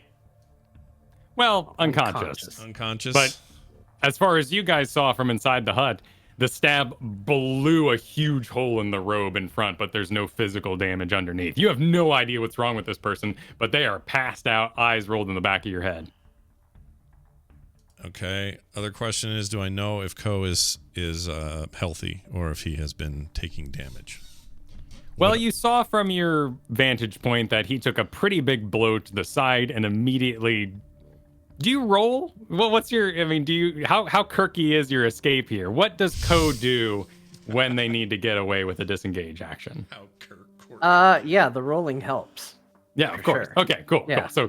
So Ko took this hit, rolled away, and ran around the corner. You cannot see them at the moment. Okay, so he's not even in. I can't even see him. And we got the big old fatty right here. Oops.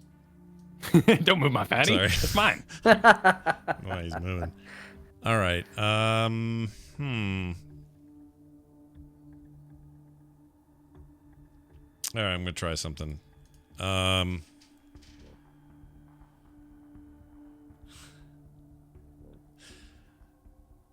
me see if I distract this dude. So I'm gonna do thaumaturgy. Okay. Thaumaturgy, lurgy-turgy. How do you say it? Thaumaturgy? Yeah. And Thaumaturgy. I'm going to, there you go. I'm going to do, where did it go? Instantaneous sound that originates from a point of your choice within range, such as a rumble or thunder or a cry of a raven, ominous whispers, that sort of stuff. I'm going to do ominous whispers, and I'm going to do it. I'll just use this as a key here, but I'm going to put it like there. And my idea is that I want to distract so that Ko can do whatever Ko wants to do. Okay, two questions. Yeah. What's the voice say? Or what does it sound like? It says, "Come here, you big dumbass. I'll show you what for." Something like that. Just sort of an irritating kind of. A whispering proud knight. Yeah, like a taunting, like, "Come here, jerk. You're not so cool." Kind of feeling to it. And roll a deception. All right. A nat 20. 21 total. All right. I did not get a nat 20 naturally. So work did it.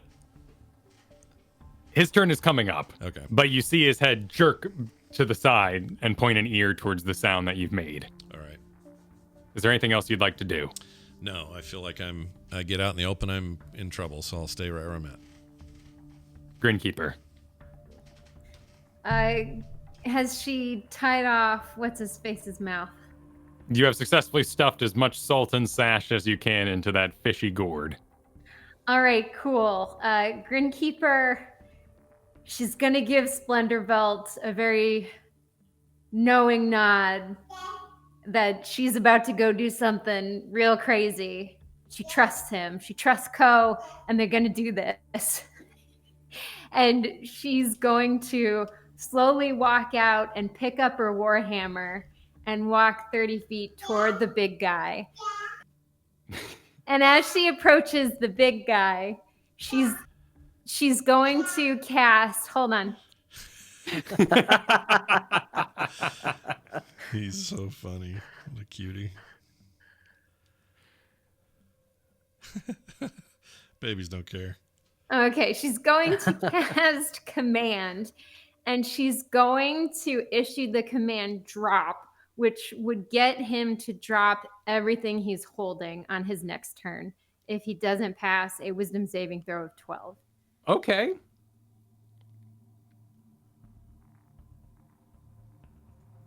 All right, cool. What I'm going to do here is roll with disadvantage because I'm currently distracted by this phantom voice behind me. I need to beat a 12. You walk out, grab your warhammer. That's pretty badass. You grab it off the unconscious chest pretty cool. of the fallen figure and start walking towards the target and issue the command. Do you just yell drop, or what does command look like for Grinkeeper? Let's see. It would. She'd go out there and she'd go, "Hey, drop it," like she would tell a dog. But the words take on magical properties and echo through the air. A command is issued. I rolled a natural 20, however, with disadvantage we ignore that one, but I still got a 19. Okay. So he shrugs off your command. And it hits him. You see him buckle for a moment, but immediately reissue his stance. The shield stands strong out in front. I liked the plan, though. I liked it. It's a good plan. Yeah. All right, and that'll be it for Grinkeeper. All right, now we have to see what he does. He knows Ko disappeared around a corner somewhere and is wounded.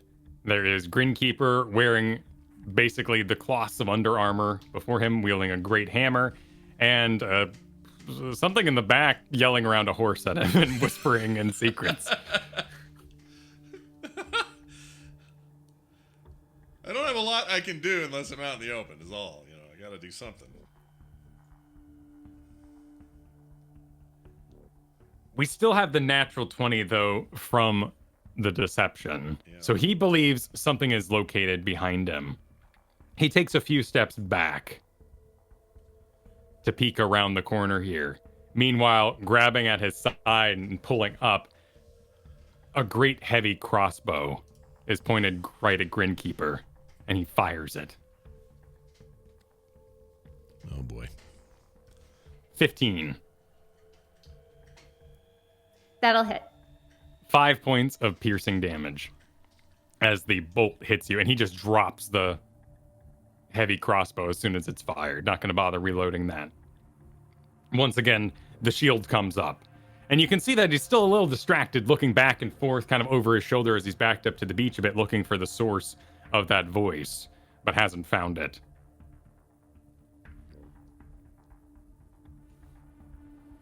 Ko, it's your turn. All right.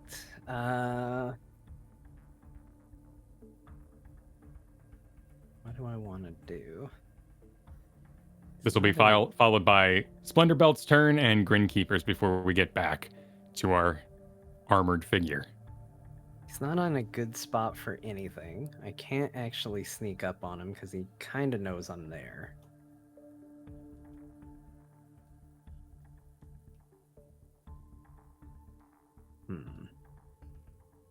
Don't have any options.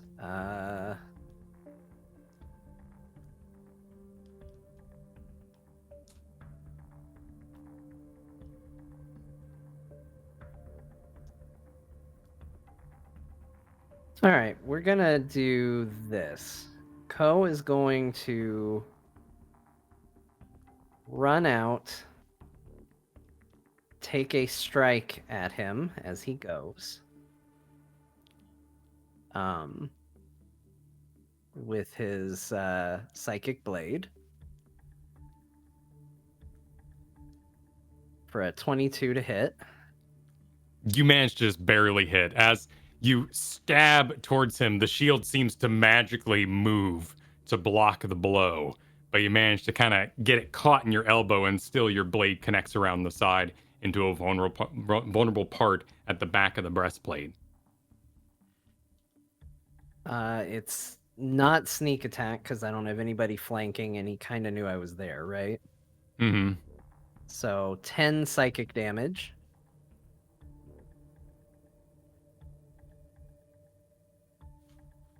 Is this lethal or non-lethal? It's intended to be non-lethal. Okay. And then I will bonus action disengage. So I use 10 to move here and go 5, 10, 15, 20, 25, 30, and I will position myself back there to be around the backside of the hut again. So he'll just get stabbed from behind and then see me disappear back behind the hut again, and I'll stay in cover. I won't pop back out. All right. Pretty cool move. As Ko... How roll heavy is this? We know the disengage is a roll, but is the initial dive for the attack, the 10 feet, a roll as well? Yeah, I mean, he comes running around and just like Sonic uppercut, Street Fighter move, and just turns it into a roll out of the way of any attack that might be coming towards him and scrambles back around the hut. So the shield held out in front almost makes it to block. I mean, you rolled a 22 and you still felt like you just barely hit this guy. You make the damage and disengage, roll out around the corner, but still the pitter-patter of the sand and the beach reveals your location, and he knows you're right there. We'd be back to Splendor Belt. Okay, I have an idea. And it's a good one. Not really. Well, maybe. I'm excited. Mainly it's, well, all right. So I hesitated for a minute about some healing things for Ko, but instead I'm going to do something that I haven't been able to use yet. So here's what I'm going to do. Hold on, let me get it up here. Okay. We are going to create a spiritual weapon. All right. A floating spectral weapon. It's basically diplomacy again. And I guess I can do it. Oh, the one thing I didn't look at is range. There's range and area. I can cast. The range is how far away I can cast it from me, right? Or is that its attack range? I assume it's where attack range is melee. It's where you can make it appear. So Okay, you could make alright, it appear awesome. within 60 feet of you. Correct. Awesome. So let me just measure real fast. If I get within melee. Well, you don't have to be in melee. You summon the weapon in melee. Well, and then it that's makes what I a mean. melee. Yeah, that's cool. what I mean. So what I will do is summon the weapon within melee range of dude who is his back turned to us right now, or is he? What's he doing? You would currently have him from the, I guess if him facing forward is a clock at noon, you would be facing his 7 o'clock. So his Okay. back left shoulder. Okay, awesome. So I want to put my sword on the. I guess I'll probably need a token for it, but a sword. Yeah, let me hook you up with that. No problem. It can be whatever color. And here's or a whatever. golden sword of Yeah, light. perfect. I want Is to it pop. a sword, by the way? Is it? I mean, it can take any form that your spiritual weapon desires. Oh, that's a good point. It doesn't have to be a sword, does it? You know Would it what? be another face mace. It'll be like my face mace, but like a spectral face mace. Awesome. And And I guess let's see, can I attack on the turn as well? See, as a bonus action on your turn, you can move the weapon up to 20 feet and repeat the attack against the creature. I haven't used this before, so I'm just making sure I got this right. Clerics of deities who are associated with a particular weapon make the spell's effect resemble that way. Okay, that's just flavor text. Okay, so it looks like I can cast it and have it do its first attack. Oh yeah, so it is a bonus action to cast, and when the cast of the spell happens, you get to make the attack. So this is all bonus action right now. Okay. All right, so here comes, I guess I need to roll for hit, so let's do that. An 11. 11, it just kind of bonks him on the shoulder, and you hear it ring on the armor, but otherwise does not appear to do damage. All right. Well, I'm at least happy he's out. So, okay, I'll let him sit there and wait for another day or another chance. Well, you still have an action. I have my action, don't I? That's the sword's action. Yeah. And if you use a cantrip, you can technically do 2 spells in this round. What if it's a cantrip and a spell? That's fine. That's fine. Okay. Right. But you can't cast 2 spells, as full-blown spells, because it's assuming you're, blah, blah, blah, blah, for the whole turn. But if you wanted to, like, Sacred Flame or Guidance or something, you could do that. Yeah, just a little spell.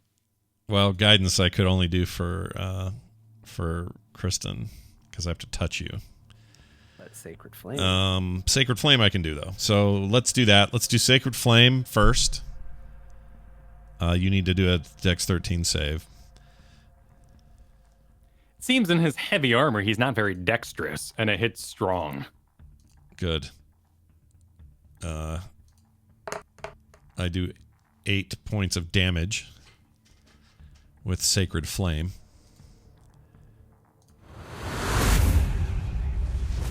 That sounds like. And then I'm going to heal. I'm going to throw some healing at John. You'd be out of actions. Oh, is that my last thing? I thought I had 2 actions if I did a cantrip, and then I had another one. Didn't we just say No, that? that was us describing that you can only cast 1 spell per turn, whether it's bonus action or action. Oh, gotcha. So you summoned a sword, which attacked. You Sacred Flamed him. You have a movement if you wish to take it. Okay, derp. Okay, I'm going to stay put. I'm going to stay right here. Cool. Grinkeeper. All right, Grinkeeper really kind of sad that her first thing didn't work out. She's going to pull out her lightning javelin and she's going to yell, "Shocking!" as she chucks it at the big guy. All right.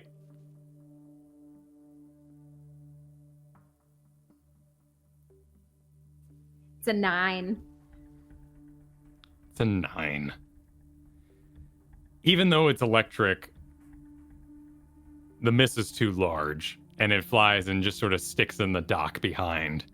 He manages to dodge such a simple attack.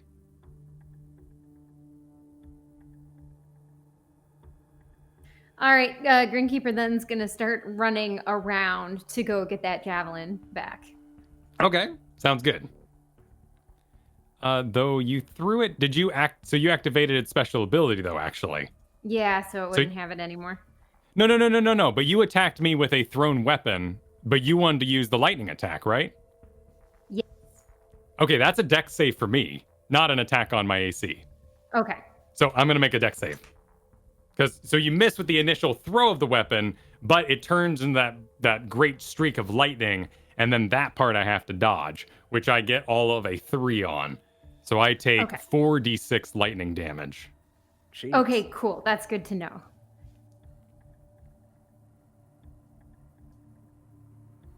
All right, 10 lightning damage. Awesome. It reverberates around his body and his metal armor, and you see his teeth gritted beneath his hood.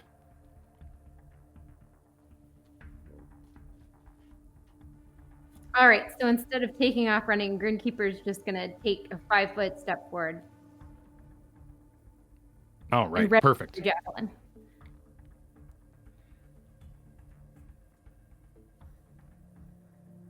Ko is currently around the corner and is not stealthed. There is a floating weapon in front of me. Grinkeeper and Galipoma slightly up the beach. He advances towards Grinkeeper, but as he pushes aside the floating weapon, which easily gives as it has no real mass, the weapon now located behind him, actually, he finds Ko to his immediate right as he rounds the hut and unleashes another double attack. Uh-oh. Got a 9 and a 19. That's one hit again. Again, the back of the blade. The first swing misses that vicious cutting teeth side, and he swings it back around for the bludgeoning side. 10 points of bludgeoning damage. All right. Once again, the shield goes up, and he takes that step back. Ko, your turn. All right, let's try and get him with a psychic blade strike.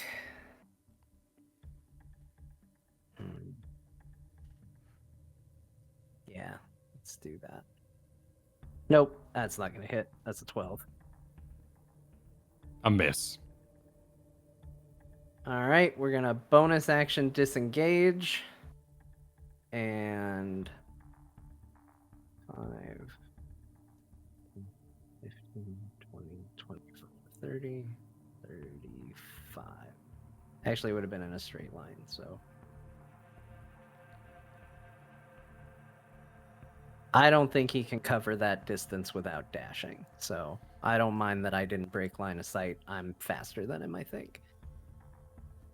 Ko, your psychic blade goes forward, and unlike what happens with normal objects, like that table you stabbed so long ago back in the guild, most of the time, normal objects, your blade just passes through undamaging. But when you went to attack this shield, it actually clinked off sideways, like it was made of material stuff. You then do your roll backwards and run up the beach. Are you facing backwards? Are you, like, what do your companions see? Are you full-blown running with your back to the target? Yeah, he does a roll, then no, he's not dashing, so he would just be backing away. Okay. So you still look, to your companions, you still look engaged with this enemy. Yeah. Splendor Belt. Ko is disengaged. Okay. His attack has failed. I'm going to so on the sword, we treat it as its own turn, or how do we do that now? It is your bonus action to command it. Okay, so I still do it during my turn order. All right, so Ko, I'm going to heal Ko from where I am before I do anything with the sword. Sounds like a good idea. Yep. Ko is currently at 10 hit points. Ooh. All right, I'm going to cast Cure Wounds from where I am, and I'm going to do it at level 2, my current maximum. Assuming he's willing to take it, here is your healing. 15 points of healing.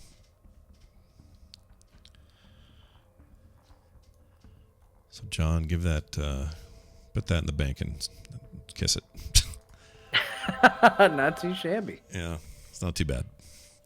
All right, that's action. All right, and then let's do the sword business, which is first we got a swing to hit.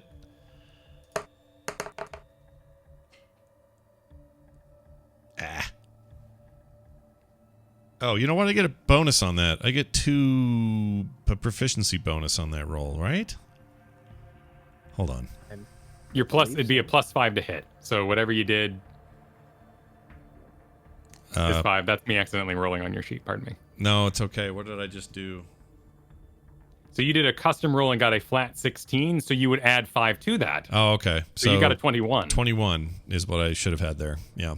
So your spectral face mace, which on hit, I'm willing to say it's allowed to speak a word. Oh, really? It can say stuff? What word does the Crandall face mace say as it attacks?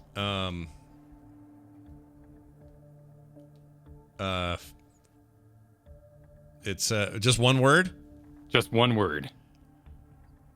It goes potato because there's 3 syllables. I can really stretch it out. Potato. Potato, and then it smacks him on the back of the head. Oh, good. That's awesome. Roll damage. All right, let's do that. There's the smack, and now the damage. Oh, shit. Hold on. Do I just do...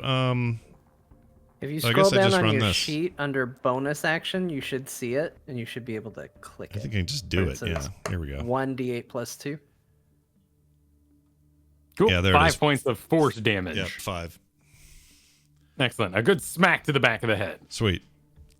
That will be my... I will still stay where I am. That is my turn. Peeking around, the horse is behind. Yep. Grinkeeper, you're out in the open, and you are now the closest one to the target, as Ko has run off a bit. All right, Grinkeeper is gonna look at the big guy and his armor, and she's gonna look at the water, and then she's gonna look back at Splendorbelt with the rope, and she's gonna call back, Splendorbelt, the rope! And then she'll chuck a javelin at the big guy. Okay. A plan is in the works, but let that javelin fly for now. 22. Damn, you hit. You managed to just fly over the top of the tower shield. And how much damage do you deal? 14? Yeah, max damage. I rolled a 6. Gosh. That's a good javelin throw. Yeah, That was right? really good. That was perfect. You catch him in the neck, Ooh. right through the rings of his chainmail underneath his plate. And it is full-blown sticking through the tendons there on the side. Not in the throat. You know, we're not critical here, but there is a javelin which is currently holding back a tide of what would otherwise be blood and such from the neck. So a pretty massive hit there. Cool. And then she'll start moving around him at a safe distance toward the water. So kind of circling him. Do you go past the hut? So do you put a hut between you and him, or do you pass in this sort of 20-foot gap where the fish are being hung for smoking? She'll put a hut between herself and the big guy. Okay. So you just kind of loop around the back here. But this is not stealthy by any means, so you're just kind of running down the beach. Yeah. All right, sounds good. My turn. I've just taken a massive hit from Grinkeeper, who is currently running, at least in range. Ko has disengaged and backed up quite a bit, so with my javelin in tow in my neck, I'm going to walk towards Grinkeeper. As he does, he barrels over Gleepoma, who has been standing nervously this whole time, looking back and forth. A little bit of Darth Vadering as he's not sure what to do in this situation. A double sword attack is heading towards Grinkeeper. The first attack is a 24. Yeah, that hits. You get smacked with the main side of the toothy blade. You take 13 points of slashing damage, and you are now bleeding. The second attack swings back for a 10 versus your AC. That's a miss.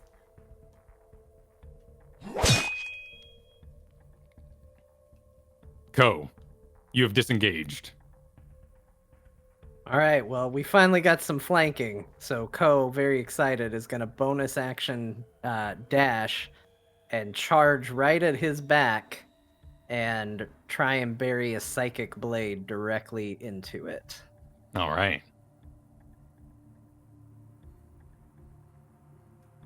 Nope, that's 17 to hit. 17.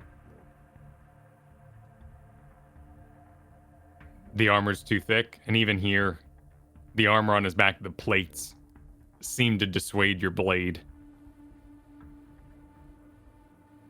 All right, that's fine. That's it.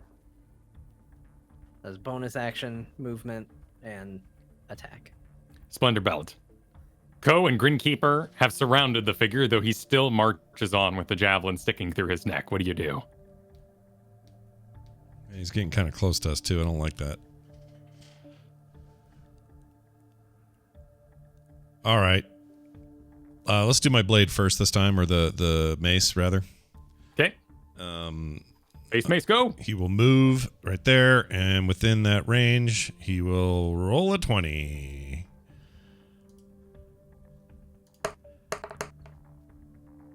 So that'll be a 21 again. Dirty. Very dirty. Another fine hit. All these seem to be just barely hits, but you're still doing it. The mace kind of flies, twirling through the air, and says, Does it have to be the same word? Can be any word I want? it could be any word if you want, but, we can continue the potato train. It'll say, Choo choo. it'll say, all as one word is how he'll say it. He'll say, urinal cake. But one word. No, there's no break in the word. You get urinal or cake. You gotta pick one or the other. All right, he says cake really loud. Cake! The mace says as it flies through the air and bonks him on the back of the head. For how much damage? Damage is going to be, sorry, I was in the wrong place here. Here we go. I lost it. That's fantastic. Hold on a second. Here it is. Okay. That'll be a 10 points of damage. 8 and a 2. The face mace spins and travels and smacks him on the head, and you hear a little as his neck goes slightly sideways, and he buckles and falls. And this buckling is not like our previous one who just sort of slumped over. No, this is enforced by all the plate. So at each bend, he sort of falls to his knees, and then stiffly, in sort of a T pose, his shield weight rocking to the side as he goes down. Boo! And sand kind of rotates around and falls on him. He's down. Is he dead or unconscious? Well, medicine checks would tell us that answer.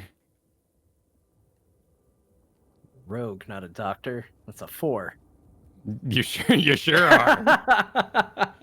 You look onward, and with the blow to his head, with the javelin through the neck, even without being a doctor, you're pretty sure that it's either magical healing or kaputs for this guy. Death saving throws are being rolled currently. I would spring forward, assuming death also, and also roll a medicine check to try to confirm. And I would get the following results. A 19.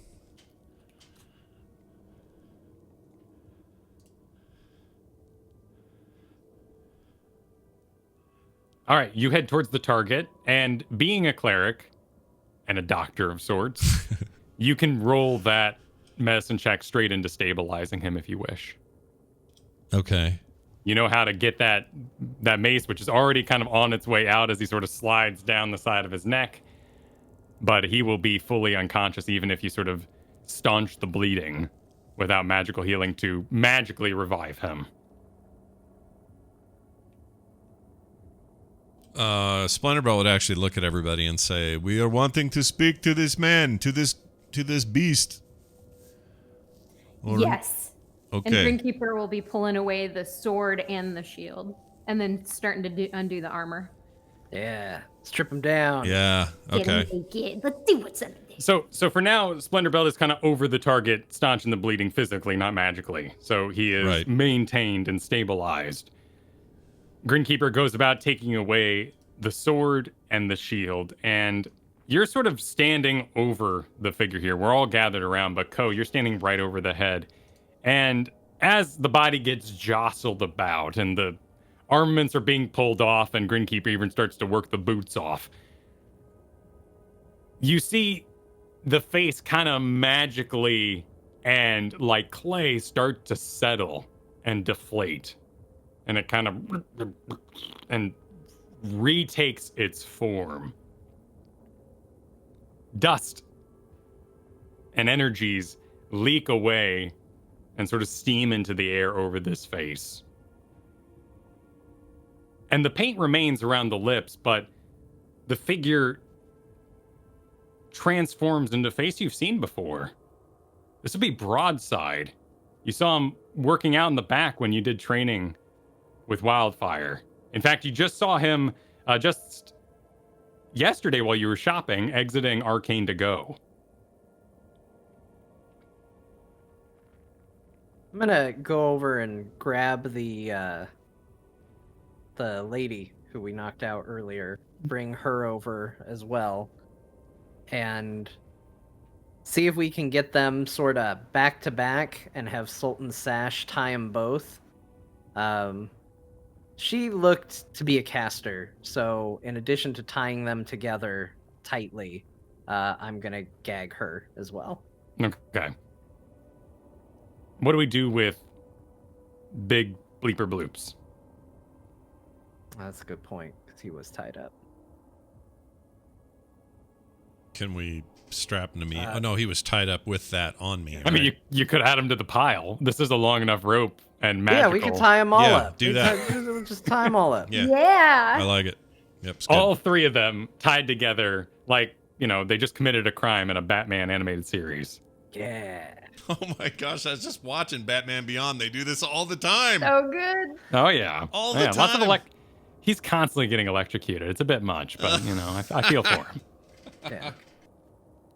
Because for some reason we all agreed that electrocution is the civil way to go for Yeah. villains. Yeah. All right, so you managed to strap them all together. No check necessary, as commanding the rope, it does what you desire. And with the shields and weapons removed, let's actually see. Do I recognize her when she's dehooded or demasked? Yeah. I want to kick her in the chotch. I don't like this You lady. pull back the hood, and you do not recognize this figure, Ko. Okay. Grinkeeper, you remove a mace from the side robes of the caster lady. But otherwise, you don't find any magical items or armors upon her. All right, they're all tied up. What do you want to do?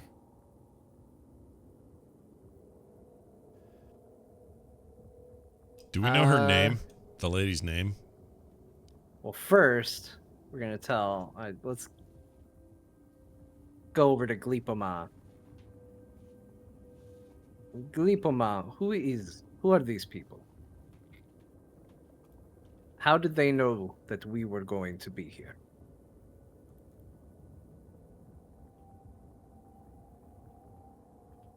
Just checking how long tongues last. 1 hour. Okay, cool. So tongues is still going. He speaks, he looks back and forth between, I don't know. I live in the dark and worship my gods there. Oh, no, I'm asking Glipoma, not Big Oh, Bleeper Bloops. oh, pardon me. Gleepama looks sheepish. Backs up a little bit, wringing his hands.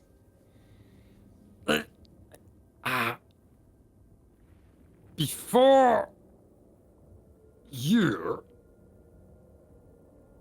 man or horse, come here and tell Glipoma to issue quest. And he's the one who wanted the stick. Yes.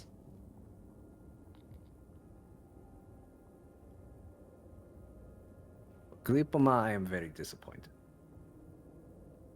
His face drops. After everything we have done, I think what is fair is that we get 2 items from your shop. Oh, of course, Glipoma did not know guild was niceys. Well, you remember this, because if Big Bleeper Bloops goes around converting all the others The guild will be back, and they will not be nice. We killed Sleeper Bloops. Well, I'm not going to tell you how to handle it. You don't necessarily need to kill him. He seems like he used to be a pretty decent sort. Wait, what if we bring him back to the guild for questioning, and then we could bring him back? What if they know a spell or something that could, I don't know, free his mind? Yes. Would that be acceptable if we took him back to the guild? Yours as will. And the Bullywug encampment. How do we get there? Can we warn them? I mean, as it is, we are already going to be traveling with potentially 3 extra. Did these people have horses? These 2 that showed up? You did not see horses, nor have you seen any other horses since the figure in the dark mental hat took off. And the 3 other horses that are still here are, they were already here? Yeah, the guild horses that Guild were horses. provided. Okay, all right. The ones you came in The on. ones we came in, okay.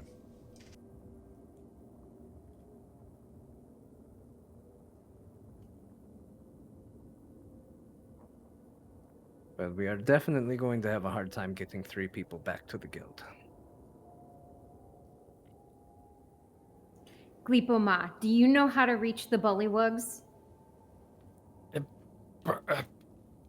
And he points towards the west. Can you swim there? Bullywug, no friend. I know, but can you swim there? You swim fast. Yeah.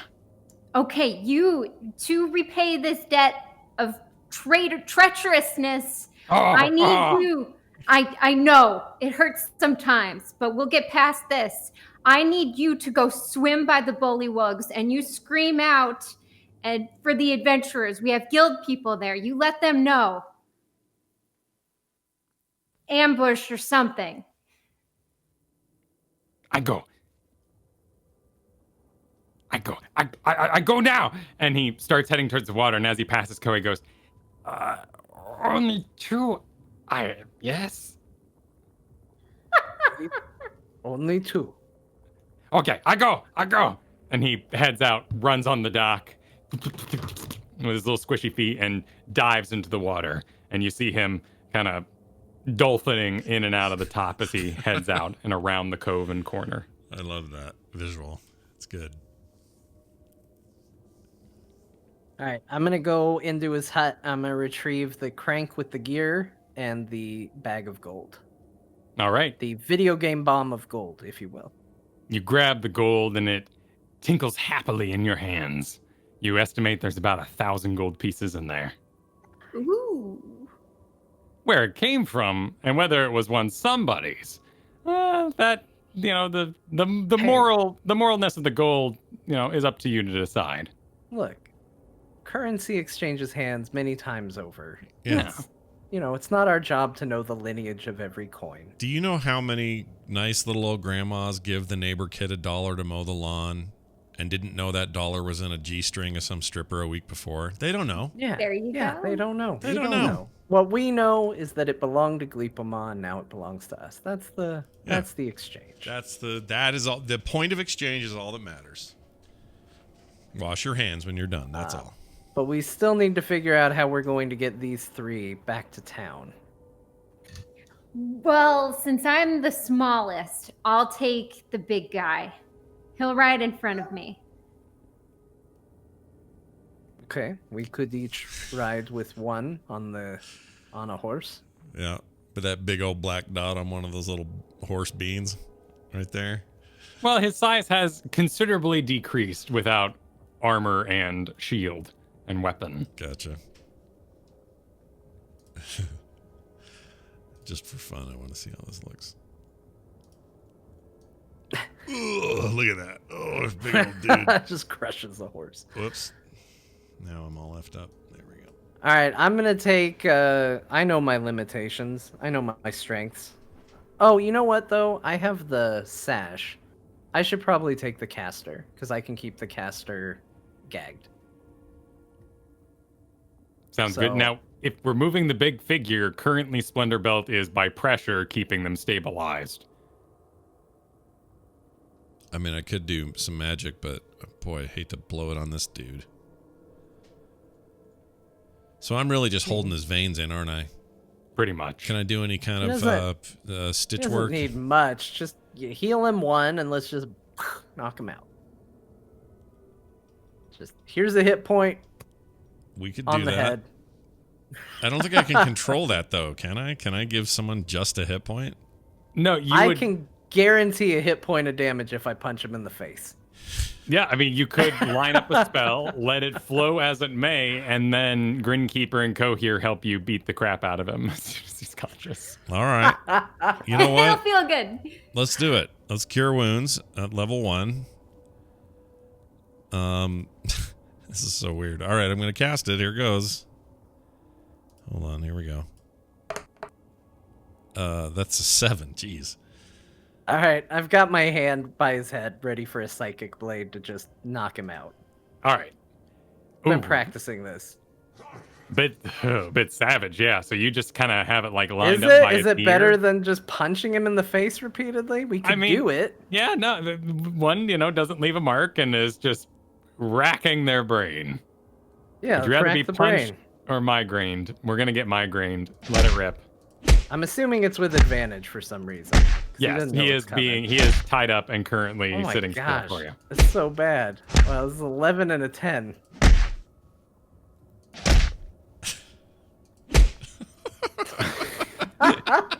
Well, an 11 and a 10 rings out, which doesn't beat hit. So, but he is restrained though. Actually, okay. This might work out. Let's see.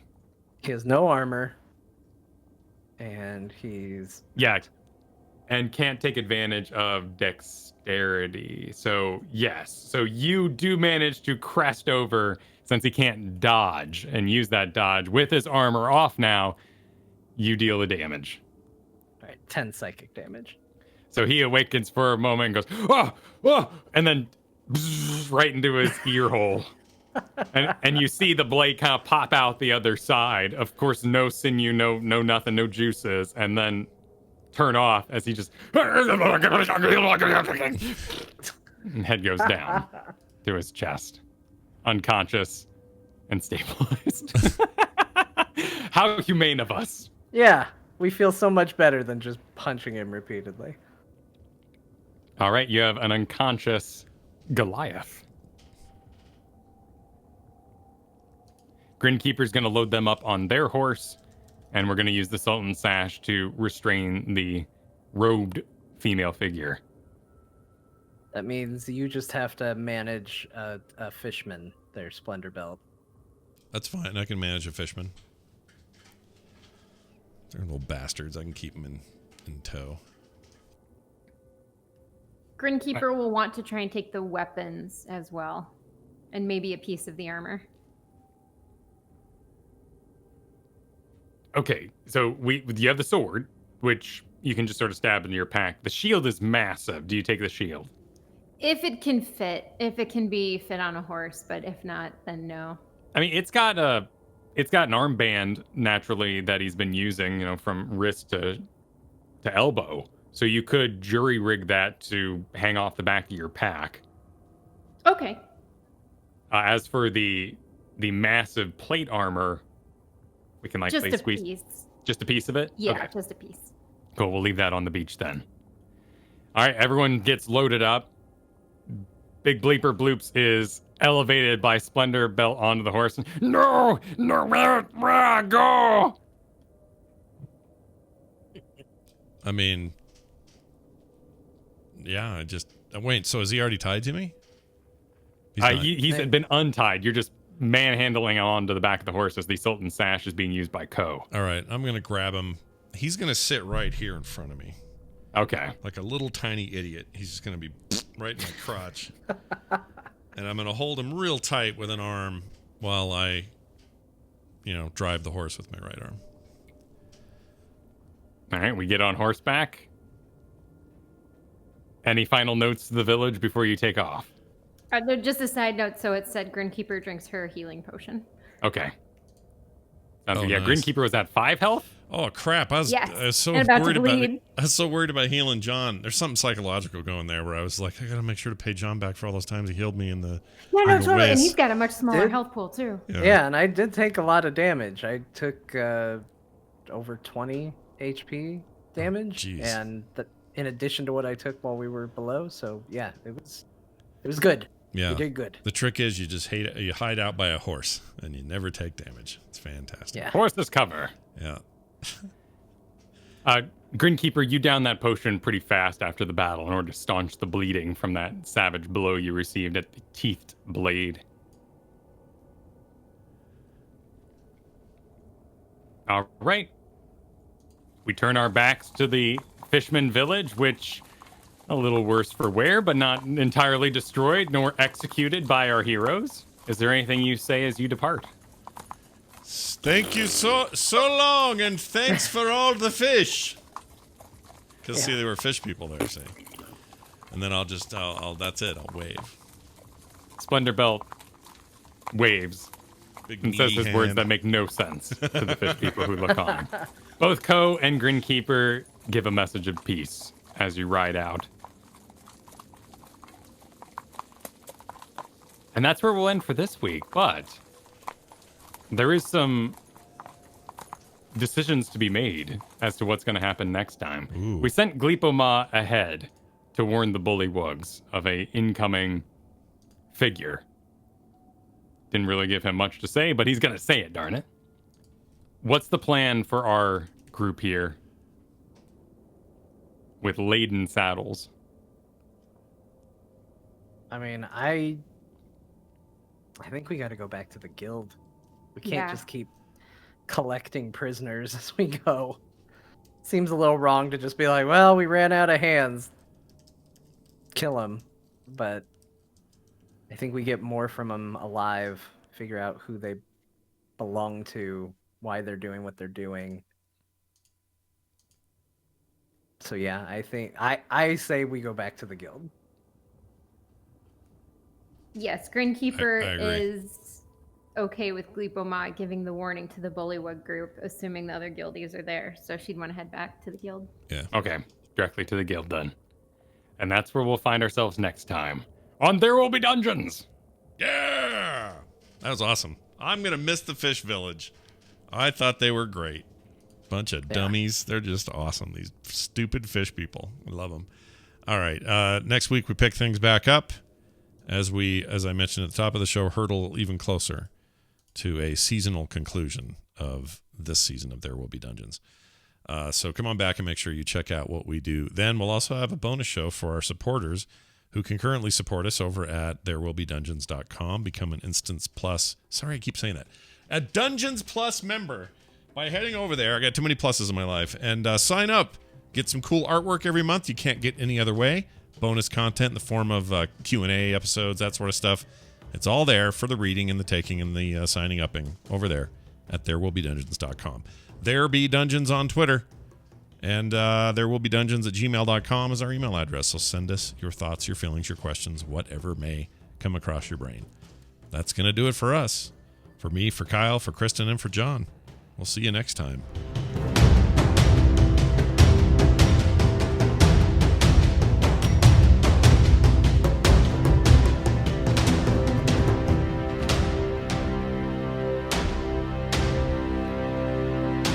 This show is part of the Frog Pants Network. Frog Pants Network. Get more shows like this at frogpants.com. And we did it. Well done.